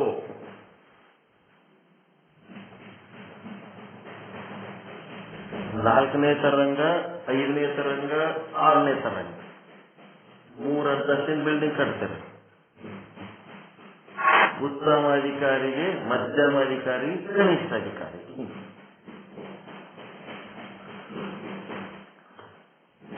ಈಗ 4ನೇ ತರಂಗ ಉತ್ತಮಾಧಿಕಾರಿ ಉಪದೇಶ ಚಾಲು ಆಗ್ತದ. ಇದಕ್ಕ ರೆಸ್ಟ್ ಮಾಡಿ ಗ್ಯಾಪ್ ಮಾಡ್ಬೇಕಂತ ಮಾಡಿದ್ದೆ. 15 ನಿಮಿಷದಿಂದ 20 ನಿಮಿಷ ಅಷ್ಟೇ ಮಾತಾಡಿ ಬಿಟ್ಟು ಬಿಡಮಂತ ಮಾಡೀನಿ. ಹೆಂಗಂತೀರಿ? ಪೂರ ಗ್ಯಾಪ್ ಮಾಡೋಣ. ನಮ್ಮ ಆನಂದವೇ ನಿಮ್ಮ ಆನಂದ ಅಲ್ಲ. ಈಗ ಇದು ಪಾಠ ಕಂಟಿನ್ಯೂಟಿ ಇರಲಿಲ್ಲ ಅಂದ್ರೆ ಮತ್ತೆ ವಿಷಯ ಮತ್ತೆ ಹೋಗ್ಬಿಡ್ತೀರಿ.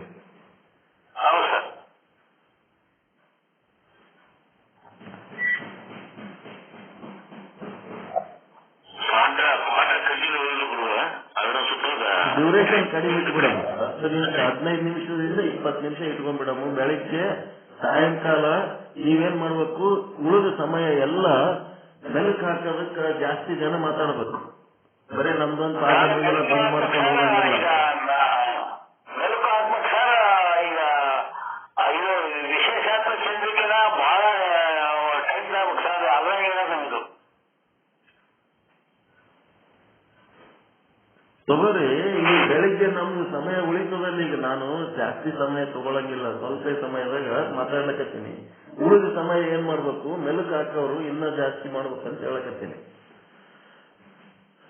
ಸಾಯಂಕಾಲ ಯಾರ್ಯಾರು ಹೇಳಕತ್ತೀರಿ ಅವರೆಲ್ಲರೂ ಬೆಳಗಿನ ಪಾಠದಾಗೂ ಇನ್ನೊಂದ್ ಸ್ವಲ್ಪ ಮಾತಾಡ್ಬೋದು ನೀವು. ನಂದು ಸಮಯ ಕಡಿಮೆ ತಗೊಳಕತ್ತೀನಿ. 4ನೇ ತರಂಗ ಹೇಳೋದಕ್ಕ 15ರಿಂದ 20 ನಿಮಿಷ ಹೇಳಿ ಬಿಟ್ಬಿಡ್ತೀನಿ. ನಾನು ಟೈಮ್ ಉಳಿತದಿಲ್ಲ.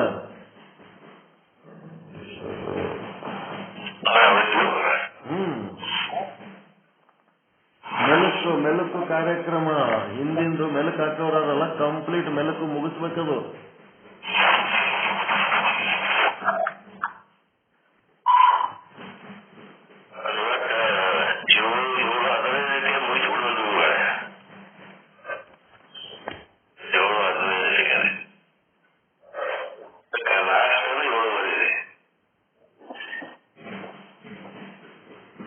ನಾ ಹೇಳೋದೇ ಬೇರೆ, ನೀವು ಹೇಳೋದೇ ಬೇರೆ.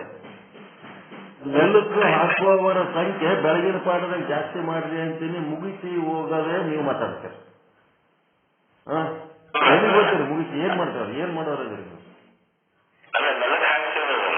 ಮೆಲುಕು ಹಾಕಿದ್ರೆ ಜಾಸ್ತಿ, ಇನ್ನ ಜಾಸ್ತಿ ಟೈಮ್ ತಗೊಳ್ಳಿ. ಮೆಲುಕು ಹಾಕೋದು ಜಾಸ್ತಿ ಮಾಡಿ ಮೆಲುಕು ಮುಗಿಸ್ರೆ ನಾನು ಹೇಳ್ತೀನಿ. ಅದ್ರ ಟೈಮ್ ಮುಗಿಸೋದ್ರ ಬಗ್ಗೆ ನೀವ್ ಹೇಳ್ತೀರಿ.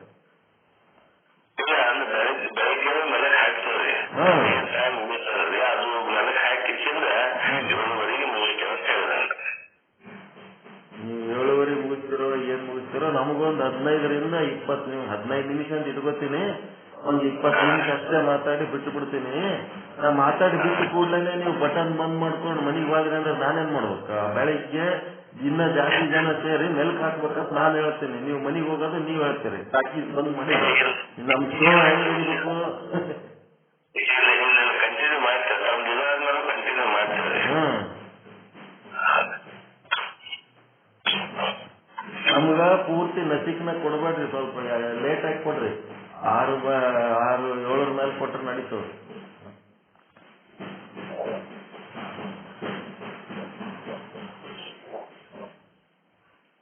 ಮೆಲ್ಕ್ಗಳೇ ಜಾಸ್ತಿ ಆಗ್ಬೇಕು.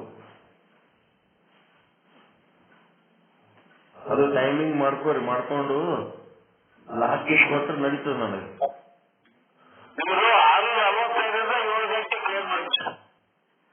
6:45 7 ಗಂಟೆಗೆ ಚಾಲು ಮಾಡಿದ್ರ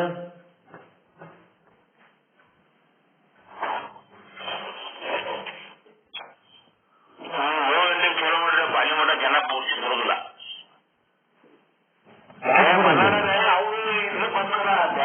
ಬರಲ್ಲ. ಅದನ್ನ ಹೇಳ್ತೀನಿ, ಗುರುಗಳು 7 ಗಂಟೆಗೆ ಚಾಲು ಅಂದ್ರೆ ಅದ್ರ ಗುರುಗಳು ಕೆಲವು ಟೈಮ್ ಬರಕ್ ಶುರು ಮಾಡ್ತಾರೆ ಕೆಲವು ಜನ. ಯಾಕೆ ಮೆಲುಕು ಕಾರ್ಯಕ್ರಮಕ್ಕೆ ಎಲ್ಲರೂ ಬರ್ಬೇಕು, ಎಲ್ಲರೂ ಕೇಳ್ಬೇಕು. ಮೆಲುಕು ನಿಮ್ ಕಾರ್ಯಕ್ರಮ, ಅದು ನಮ್ದೇ ಕೇಳಕ್ ಬರಲ್ಲ, ನಿಮ್ದು ಹೇಳಕ್ ಬರ್ಬೇಕಲ್ಲ.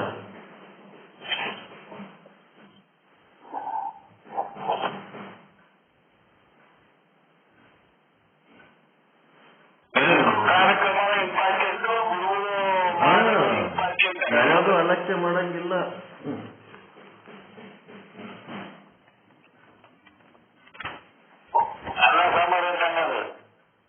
ಆಯ್ತು, ನೀವೇನ್ ಮಾಡ್ರಿ, 6-6:30 ತನಕ ಈಗ ಎಷ್ಟಕ್ಕೆ ಚಾಲು ಮಾಡ್ತೀರಿ? ಒಂದ್ 15 ನಿಮಿಷ ಅಷ್ಟೇ ಪರ್ಮಿಟ್ ಮಾಡ್ಕೊಂಡ್ಬಿಡ್ರಿ. ಉಳಿದವ್ರಿಗೆ ಆಮೇಲೆ ಪರ್ಮಿಟ್ ಮಾಡ್ಲಿಕ್ಕೆ ಹೋಗ್ಬೇಡ್ರಿ.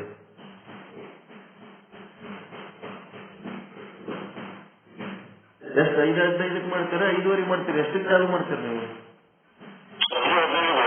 5:15 ಚಾಲು ಮಾಡಿದ್ಮೇಲೆ ಒಂದ್ ಅರ್ಧ ತಾಸು ಟೈಮ್. 6:15 ಒಳಗೆ ಬರ್ಬೇಕು ಅವ್ರು. ಬರ್ಲಿಲ್ಲ, 6:15 ಮೇಲೆ ಬಂದ್ರ ಅಂತಂದ್ರ ಅವ್ರಿಗೆ ಕರ್ಕೊಳ್ಳೇಬೇಡ್ರಿ. ಯಾಕಂದ್ರ ತಮ್ಮದನ್ನು ಒಂದು ಇದು ಬೇಕಿಲ್ಲ ಇದ್ರೊಳಗೆ, ಯೋಗದಾನ ಅವ್ರದ್ದು ಮಾಡ್ಬೇಕು, ನಮ್ದು ಕೇಳ್ಬೇಕು. ಬಟ್ ಬರೇ ನಮ್ದೇ ಒಂದ್ ಕೇಳಿ ಹೋಗ್ತೀನಿ ಅಂದ್ರೆ ಹೆಂಗಾಗ್ತದ?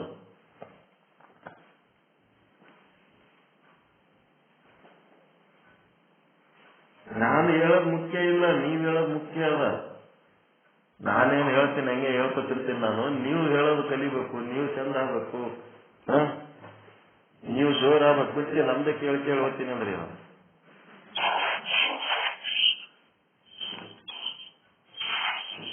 ಇದೇನ್ ಸಿದ್ದೇಶ್ವರ ಸ್ವಾಮಿಗಳ ಪ್ರವಚನ ಅಲ್ಲಿದು. ಇಲ್ಲಿ ಬಂದಿರಂದ್ಮೇಲೆ ಇದ್ರಂಗೆ ಆಗ್ಬೇಕು, ಜ್ಯೋತಿ ಮುಟ್ಟಿ ಜ್ಯೋತಿ ಆಗ್ಬೇಕು. 10,000 ಮಂದಿಗೆ ಹೇಳೋಗ್ಯಾರ, 10,000 ಮಂದಿಗೆ ಹೇಳೋಗ್ಯಾರ. 10,000 ಮಂದಿ ಎಕಡೆ ಹೋದ್ರಿ? ಈಗ ಎಲ್ಲಾರ ಅವ್ರು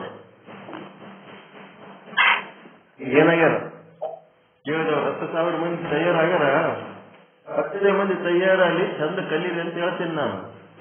ಇದು ಪ್ರವಚನ ಅಲ್ಲ, ಇದು ಪಾಠ.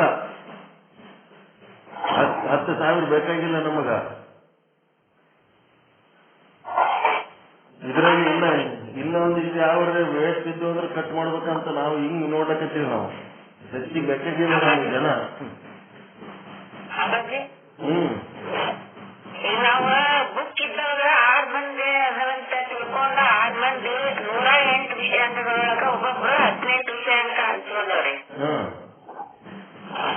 ಈಗ ದಿವಸಕ್ಕೆ ಅಂದ್ರೆ 6 ಜನ ಒಂದೊಂದು ಇದನ್ನ ಮೆಲುಕು ಹಾಕ್ಬೇಕ್ರಿ. ಈಗ 3 ಬೆಳಿಗ್ಗೆ ಹಾಕ್ರಿ, 3 ಸಂಜೆಗೆ ಹಾಕ್ರಿ.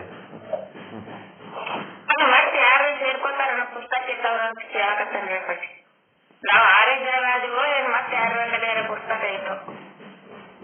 ಪುಸ್ತಕ ಎದಕ್ ಬೇಕ್ರಿ? ನಮ್ಮದ್ ಪ್ರವಚನ ಕೇಳಿ ಮೆಲುಕು ಹಾಕ್ರಿ. ಪುಸ್ತಕ ತಗೊಂಡು ಏನ್ ಮಾಡ್ತೀರಿ? ಬಿಸಾಕಿ ಹಾಕಿ ಪುಸ್ತಕ.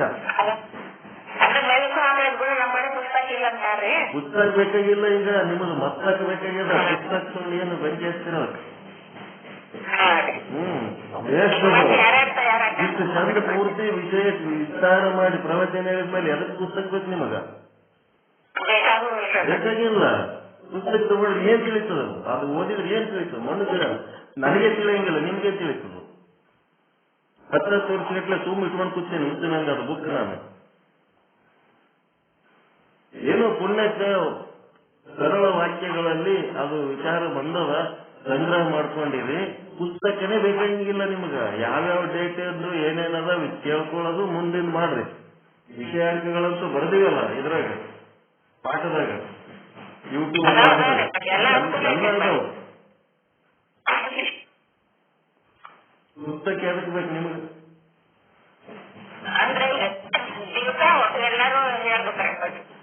ಒಂದು ಪಾಠ ತೆಗಿಬೇಕು, ಕೇಳಬೇಕು. ದೀರ್ಘ 1.5 ತಾಸಿನ ಪಾಠ ಇರ್ತದ. ಅದ್ರೊಳಗೆ ಒಂದು 10-15 ನಿಮಿಷದ ವಿಷಯ ನಿಮಗೆ ಸಿಗಂಗಿಲ್ಲ ಸಂಗ್ರಹ ಮಾಡ್ಕೊಂಡು ಹೇಳಕ್ಕ.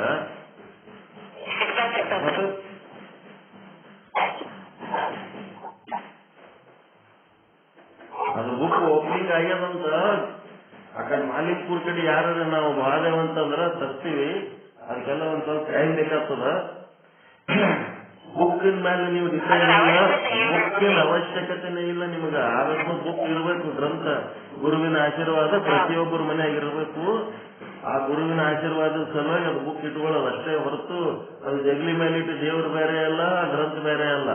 ಆದ್ರೆ ನಿಜವಾಗಿ ಜೀವಂತ ನಿಶ್ಚಲ್ದಾಸನ ವಾಣಿ ಅಂದ್ರೆ ಇದೆ. ನಿಮ್ ಯೂಟ್ಯೂಬ್ನಾಗಿಂದ ನಿಶ್ಚಲ್ದಾಸನ ನನ್ನ ಮೂಲಕ ನಿಮಗ ತಲುಪ್ತಾನ ಜ್ಞಾನ.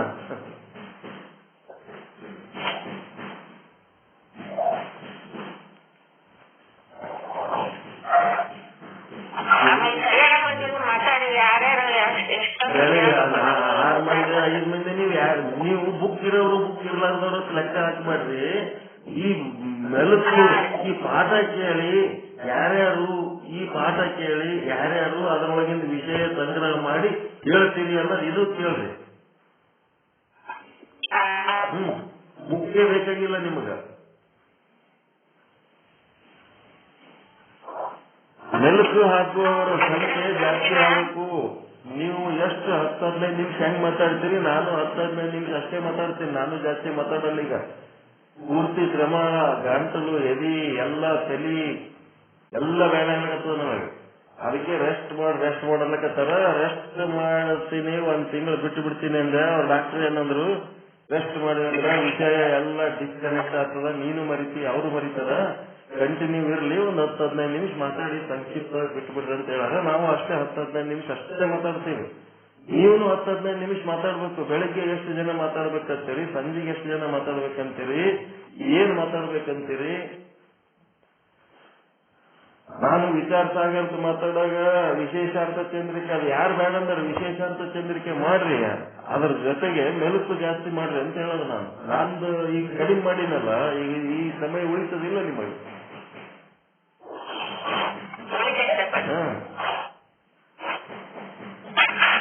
ಮೊದಲು ಎಲ್ಲರಿಗೂ ಫೋನ್ ಮಾಡಿ ನೀವು ಪಾಠ ಕೇಳಿ ಬರ್ಕೊಂಡು ನೀವು 10 ನಿಮಿಷ ಮಾತಾಡ್ತೀರಾ, 5 ನಿಮಿಷ ಮಾತಾಡ್ತೀರಾ, ಎಷ್ಟು ಮಾತಾಡ್ತೀರಿ ಮಾತಾಡ್ರಿ, ಒಂದ್ ಸ್ವಲ್ಪ ಮಾತಾಡ್ರಿ ಅಂತೇಳಿ ಒಂದ್ ಸ್ವಲ್ಪ ಅವ್ರಿಗೆ ಒತ್ತಾಯ ಮಾಡ್ರಿ.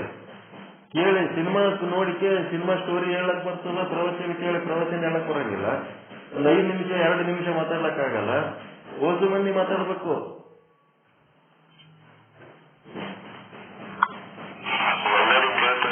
ಎಲ್ಲರಿಗೂ ಕೇಳಿ ಎಲ್ಲರೂ ಮಾತಾಡ್ರಿ ಅಂತ ಹೇಳ್ರಿ. ಅವ್ರಿಗೆ ಎಲ್ಲರಿಗೂ ಅವಕಾಶ ಕೊಡ್ರಿ.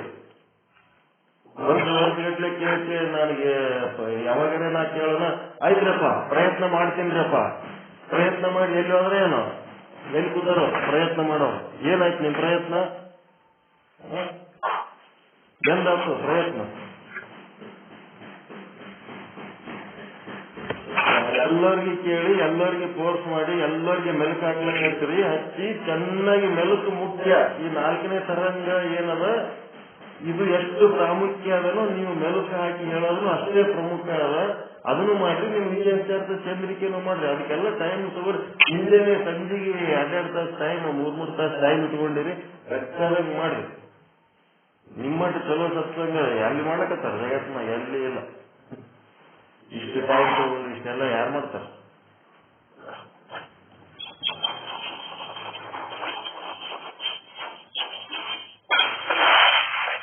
ಏನ್ ಮಾಡ್ತೀರಿ? ಎಲ್ಲ ವಿಚಾರ ಮಾಡ್ರಿ, ಮೀಟಿಂಗ್ ಮಾಡ್ರಿ, ಮಾತಾಡ್ರಿ.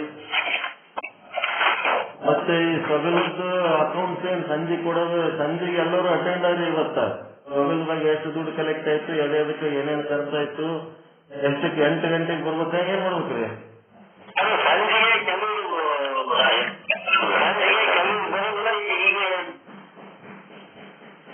ಬರಂಗಿಲ್ಲ ಅನ್ನೋದು ಪ್ರಶ್ನೆನೇ ಇಲ್ಲ, ಬರ್ಬೇಕು. ಬರಂಗಿಲ್ಲ ಅನ್ನೋ ಪ್ರಶ್ನೆ ಇಲ್ಲ, ಬರ್ಬೇಕು.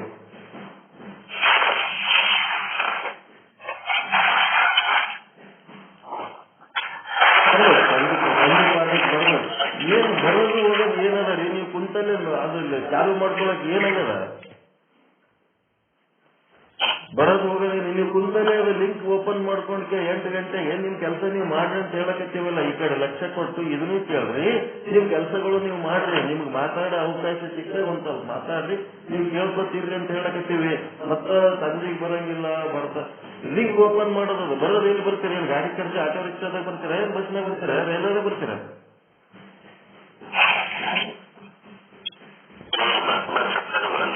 ಎಲ್ಲರೂ ಲಿಂಕ್ ಓಪನ್ ಮಾಡ್ಕೊಡ್ರಿ 8 ಗಂಟೆಗೆ. ನಿಮ್ ಕೆಲಸ ಮಾಡ್ರಿ, ಯಾರು ಬೇಡ ಅಂತಾರ. ಅಂಗಡಿಗೆ ಕೂತಾಗ ಅಂಗಡಿಗೆ ಓಪನ್ ಮಾಡ್ರಿ, ಮನೆಗೆ ಕೂತಾಗ ಮನೆಯಾಗ ಮಾಡ್ರಿ, ಅಡಿಗೆ ಮಾಡೋರು ಅಡಿಗೆ ಮಾಡ್ರಿ, ಊಟ ಮಾಡೋರು ಊಟ ಮಾಡ್ರಿ. ಇದು ಕೇಳ್ಕೊತೆ ಟಿವಿ ನೋಡ್ಕೊತೆ ಏನೆಲ್ಲ ಮಾಡ್ತೀರಿ. ನಾವ್ ಲಿಂಕ್ ಓಪನ್ ಮಾಡ್ಕೊಂಡು ನೀವು ನಿತ್ಯ ಜೀವನ ಕೆಲಸ ಮಾಡಕ್ಕಾಗಲ್ಲ. ಅಂಗಡಿಗೂ ಟಿವಿ ಇಟ್ಕೊಂಡಾರ, ಮನೆಗೂ ಟಿವಿ ಇಟ್ಕೊಂಡಾರ, ಅಡಿಗೆ ಮನೆಗೂ ಟಿವಿ ಇಟ್ಕೊಂಡಾರ. ಲಿಂಕ್ ಓಪನ್ ಮಾಡ್ಲಕ್ ಏನ್ ಗಾಡಿಗ ಸಾಯಂಕಾಲ ಲಿಂಕ್ ಓಪನ್ ಮಾಡಿ ಪಾಠ ಕೇಳಕ್. ಅವೆಲ್ಲ ಏನಿಲ್ಲ. ಸಾಯಂಕಾಲ ಪಾಠಕ್ಕೂ ಬರ್ಬೇಕು, ಲಿಂಕ್ ಓಪನ್ ಮಾಡ್ಬೇಕು. ಸಾಯಂಕಾಲ ಸೊಗಲದ್ದು ಅಕೌಂಟ್ಸ್ ಮ್ಯಾಟ್ರಸ್ ಒಂದು ಡಿಸ್ಕಷನ್ ಏನೋ ಕೊಡ್ತಾರಲ್ಲ, ಅದು ಮಾಹಿತಿ ಕೊಡ್ತಾರ, ಎಷ್ಟು ಕಲೆಕ್ಟ್ ಆಯ್ತು, ಏನೇನಾಯ್ತು. ಹೀಗಾಗಿ ಸಾಯಂಕಾಲ ಎಲ್ಲರೂ 8 ಗಂಟೆಗೆ ಲಿಂಕ್ ಓಪನ್ ಮಾಡ್ಕೊಂಡು ಬರ್ರಿ. ಅದೇನ್ ಬರಲ್ಲ ಅಂತಂದ್ರೆ ಏನ್ ಮಾಡ್ತಿರ್ತೀರ ಆ ಟೈಮ್ನಾಗ? ಏನಾರು ಮಾಡ್ರಿ, ಏನು ಮಾಡ್ಲಕ್ ಬೇಡ. ನಮ್ಮದು ಸಂಜೆ ಪಾಠ ಯಾವ ಕೆಲಸಕ್ಕೂ ಪ್ರತಿಬಂಧಕ ಇಲ್ಲ. ಅಡಿಗೆ ಮಾಡೋರು ಮಾಡ್ಬೋದು, ಊಟ ಮಾಡ್ಬೋದು, ಎಲ್ಲ ಮಾಡ್ಬೋದು, ಎಲ್ಲ ಮಾಡ್ಕೊತ ಇದು ಕೇಳ್ರಿ ಅಂತ ಹೇಳಕತ್ತೀವಿ ಅಷ್ಟೇ. ಓಕೆ, ಮುಂದೆ ಏನ್ ಮಾಡ್ತೀರಿ ಮಾಡ್ರಪ್ಪ.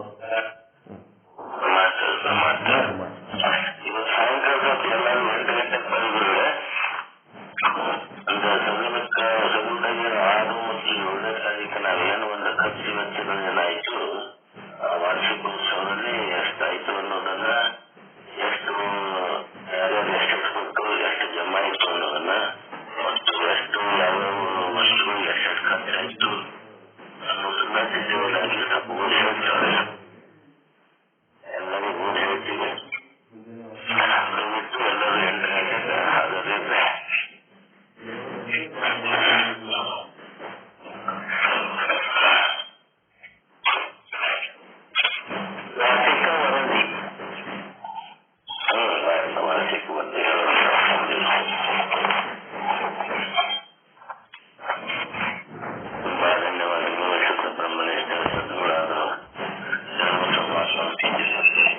ನಮ್ಮದು 7ರಿಂದ 7:30 ಮಧ್ಯೆ ಇಟ್ಬಿಡ್ರಿ. ನಮ್ ಟೈಮ್ 7 to 7:15, 7:20 ತನಕ ಇರ್ತವೆ. ನಾವು 7 ಗಂಟೆಗೆ ಬರ್ತೀವಿ. ಬಟ್ ಉಳಿದವರೆಲ್ಲ ಬರೀಬೇಕು. ನನ್ನ ಮುಖ ನೋಡಿ ನನ್ನ ಸಲುವಾಗಿ ಬರೋದಿಲ್ಲ. ಎಲ್ಲರೂ ಬರ್ಬೇಕು, ತಪ್ಪು ಕಡ್ಡಾಯ ಬರ್ಬೇಕು, ಓದ್ಬೇಕು, ಬರಿಬೇಕು, ಮಾತಾಡ್ಬೇಕು. ಮಾತಾಡ್ಲಿಕ್ಕೆ ಆಗ್ಲಿಲ್ಲ ಅಂತಂದ್ರೂ ಸುಮ್ ಕೂತಾದ್ರೂ ಕೇಳ್ಬೇಕು. ಬರೋದಂತೂ ಬರೀಬೇಕು. ಲೇಟಾಗಿ ಬರೋರದ್ದು ನಾ ಎಲ್ಲ ನೋಟ್ ಮಾಡ್ಕೊಂಡು ಕಟ್ ಮಾಡ್ಬಿಡ್ತೀನಿ. ಲೇಟ್ ಕಮರ್ಸಿಗೆ ಎಲ್ಲ ಮಾಡಂಗಿಲ್ಲ ನಮ್ಮ ಪಾಠಕ್ಕೆ. ಓಕೆ.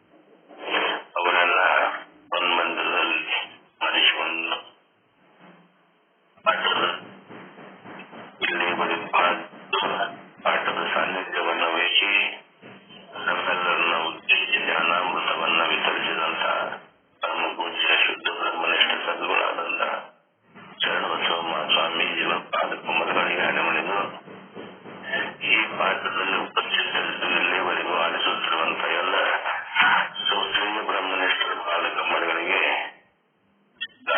ಪ್ರಣಾಮಗಳು. ಈಗಾಗಲೇ ವಿಚಾರ ಈ ವಿವೇಕ ಚೂಡಾಮಣಿ ಎಂಬ ಗ್ರಂಥ 34ನೇ ವಿಷಯಾಂಕ ನಡೆದಿದೆ. ಈಗ 34ನೇ ವಿಷಯಾಂಕ ಯಾವುದಂದ್ರೆ ಆತ್ಮ ನಿರೂಪಣೆ ಕುರಿತು. ಅದನ್ನು ನಾವು ನಿನ್ನೆ ದಿವಸ 124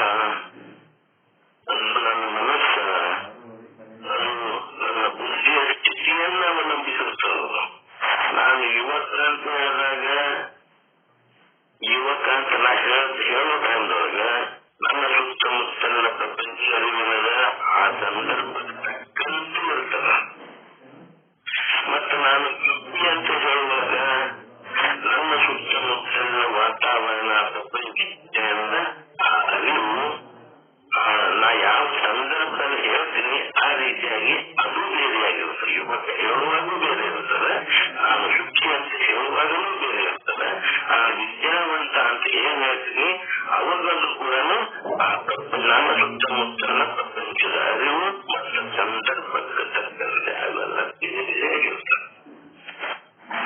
ಅದು ದೇಹ, ಮನಸ್ಸ, ಬುದ್ಧಿ ಈ ಸ್ಥಿತಿಯನ್ನು ಕೂಡ ಅವಲಂಬಿಸುತ್ತವೆ. ಇದೇನ ಮೇಲೆ ಹೇಳಲ್ಲ, ಆ ಹೇಳುವ ಟೈಮಲ್ಲಿ ನನ್ನ ದೇಹದಲ್ಲಿರುವಂತಹ ಮನಸ್ಸ, ಬುದ್ಧಿ ಸ್ಥಿತಿಯನ್ನು ಕೂಡ ಅವಲಂಬಿಸಿರುತ್ತದೆ. ಮತ್ತು ನನ್ನ ಉಪಾಧಿಗಳ ಸ್ಥಿತಿಯೂ ಕೂಡ ಅದು ಕ್ಷಣಕ್ಕದು ಬದಲಾಯಿಸುತ್ತಿರುತ್ತದೆ. ಉಪಾಧಿ ಸ್ಥಿತಿ ಕೂಡ ನಾನು ಹೇಳುವಾಗ ಆ ಉಪಾಧಿ ಸ್ಥಿತಿ ಕೂಡ ಕ್ಷಣಕ್ಕೆ ಬದಲಾಯಿಸಿರುತ್ತದೆ. ಈ ಉಪಾಧಿಗಳ ಧರ್ಮ ಮತ್ತು ಹೊರ ಪ್ರಪಂಚದ ಸನ್ನಿವೇಶಗಳು ಕೂಡ ಒಂದೇ ಸಮನೆ ವಿಕಾರಕ್ಕೆ ಒಳಗಾಗ್ತಾ ಇದ್ರೂ ಅದನ್ನ ನಾನು ಗ್ರಹಿಸುತ್ತಿರ್ತೀನಿ. ಅದು ನಾನು ಗ್ರಹಿಸುವುದು ನಾನು ಎಂಬ ಪ್ರತ್ಯೇಕ ಮೂಲವಾಗಿರುವ ವಸ್ತು ಬದಲಾವಣೆಯಿಲ್ಲದೆ ಸ್ಥಿರವಾಗುವುದು ಗೋಚರಕ್ಕೆ ನಮಗೆ ಬರುತ್ತಿರ್ತದೆ. ಇಲ್ಲಿ ಅಹಂಕಾರಕ್ಕೆ ಆಧಾರವಾಗಿರುವಂತಹದ್ದು ಅಧಿಷ್ಠಾನ ಯಾವುದು ಅಂದ್ರೆ ವಿಕಾರಿಯಾಗಿರ್ತದೆ. ಅಹಂಕಾರಕ್ಕೆ ಆಧಾರವಾಗಿರುವ ಅಧಿಷ್ಠಾನ ಯಾವುದು ಅಂತಂದ್ರೆ ಅವಿಕಾರಿ. ಇದು ಅಹಂಕಾರಕ್ಕೆ ಆಧಾರವಾಗಿರುವಂತಹ ಅಧಿಷ್ಠಾನ. ಎಲ್ಲ ಕಾಲ, ದೇಶ, ಸ್ಥಿತಿ ಈ ಸನ್ನಿವೇಶಗಳಲ್ಲೂ ಕೂಡ ನಾನು ಎಂದು ಹೇಳಿಕೊಳ್ಳುವಂತಹ ವಸ್ತು ವಿಶೇಷ ಯಾವ ಪರಿಣಾಮವನ್ನು ಹೊಂದುವುದಿಲ್ಲ. ಆದ್ರೆ ಅದೇ ಎಲ್ಲಾ ಬದಲಾವಣೆಗಳನ್ನ ಮತ್ತು ವಿಕಾರಗಳನ್ನ ಸಾಕ್ಷಿ ರೂಪದಲ್ಲಿ ವೀಕ್ಷಿಸುತ್ತಿದ್ದವು.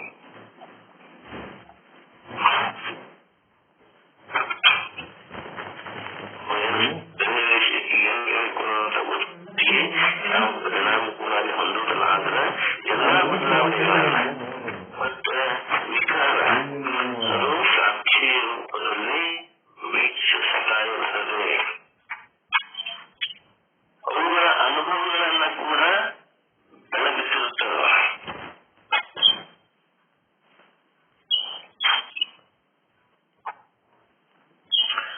ಈಗ ಶೈಶವ, ಯೌವನ, ವಾರ್ಧಕ್ಯ, ಸ್ವಪ್ನ, ಸುಷುಪ್ತಿ, ಸುಖ ದುಃಖ ಮತ್ತ ನಲಿವು ಈ ರೀತಿಯಾಗಿ ಇತ್ಯಾದಿ ಅವಸ್ಥೆಗಳಲ್ಲಿ, ಇವೆಲ್ಲ ಅವಸ್ಥೆ, ಈ ಅವಸ್ಥೆಗಳಲ್ಲಿ ಅದು ಬೇರೆ ಬೇರೆ ಭಂಗಿಗಳನ್ನ ತಂದರೂ ಕೂಡ ನಾನು ಎಂಬುದು ಮೊದಲಿನಿಂದಲೂ ಹೆಂಗಿತ್ತು ಹಾಗೆ ಇರ್ತದೆ.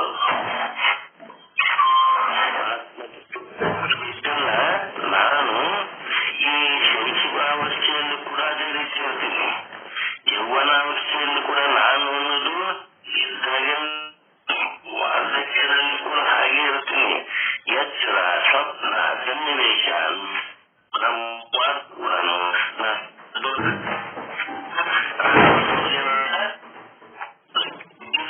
ಅದೇ ರೀತಿ ನಾನು ಇರ್ತೀನಿ. ಅದು ಇದ್ದ ಹಾಗೆ ನಾನು ಅನ್ನೋದು ಒಂದೇ ಇರ್ತದೆ. ನಿಮ್ಮ ದೇಶ, ಕಾಲ, ಅವಸ್ಥೆ ಬದಲಾವಣೆ ಆಯಿತು ಅಂತಂದ್ರೆ ನಾನೆಂಬ ಮೂಲಭೂತ ಪ್ರಜ್ಞೆ ಏನದ ಅದು ಯಾವನೊಬ್ಬ ವ್ಯಕ್ತಿಗೂ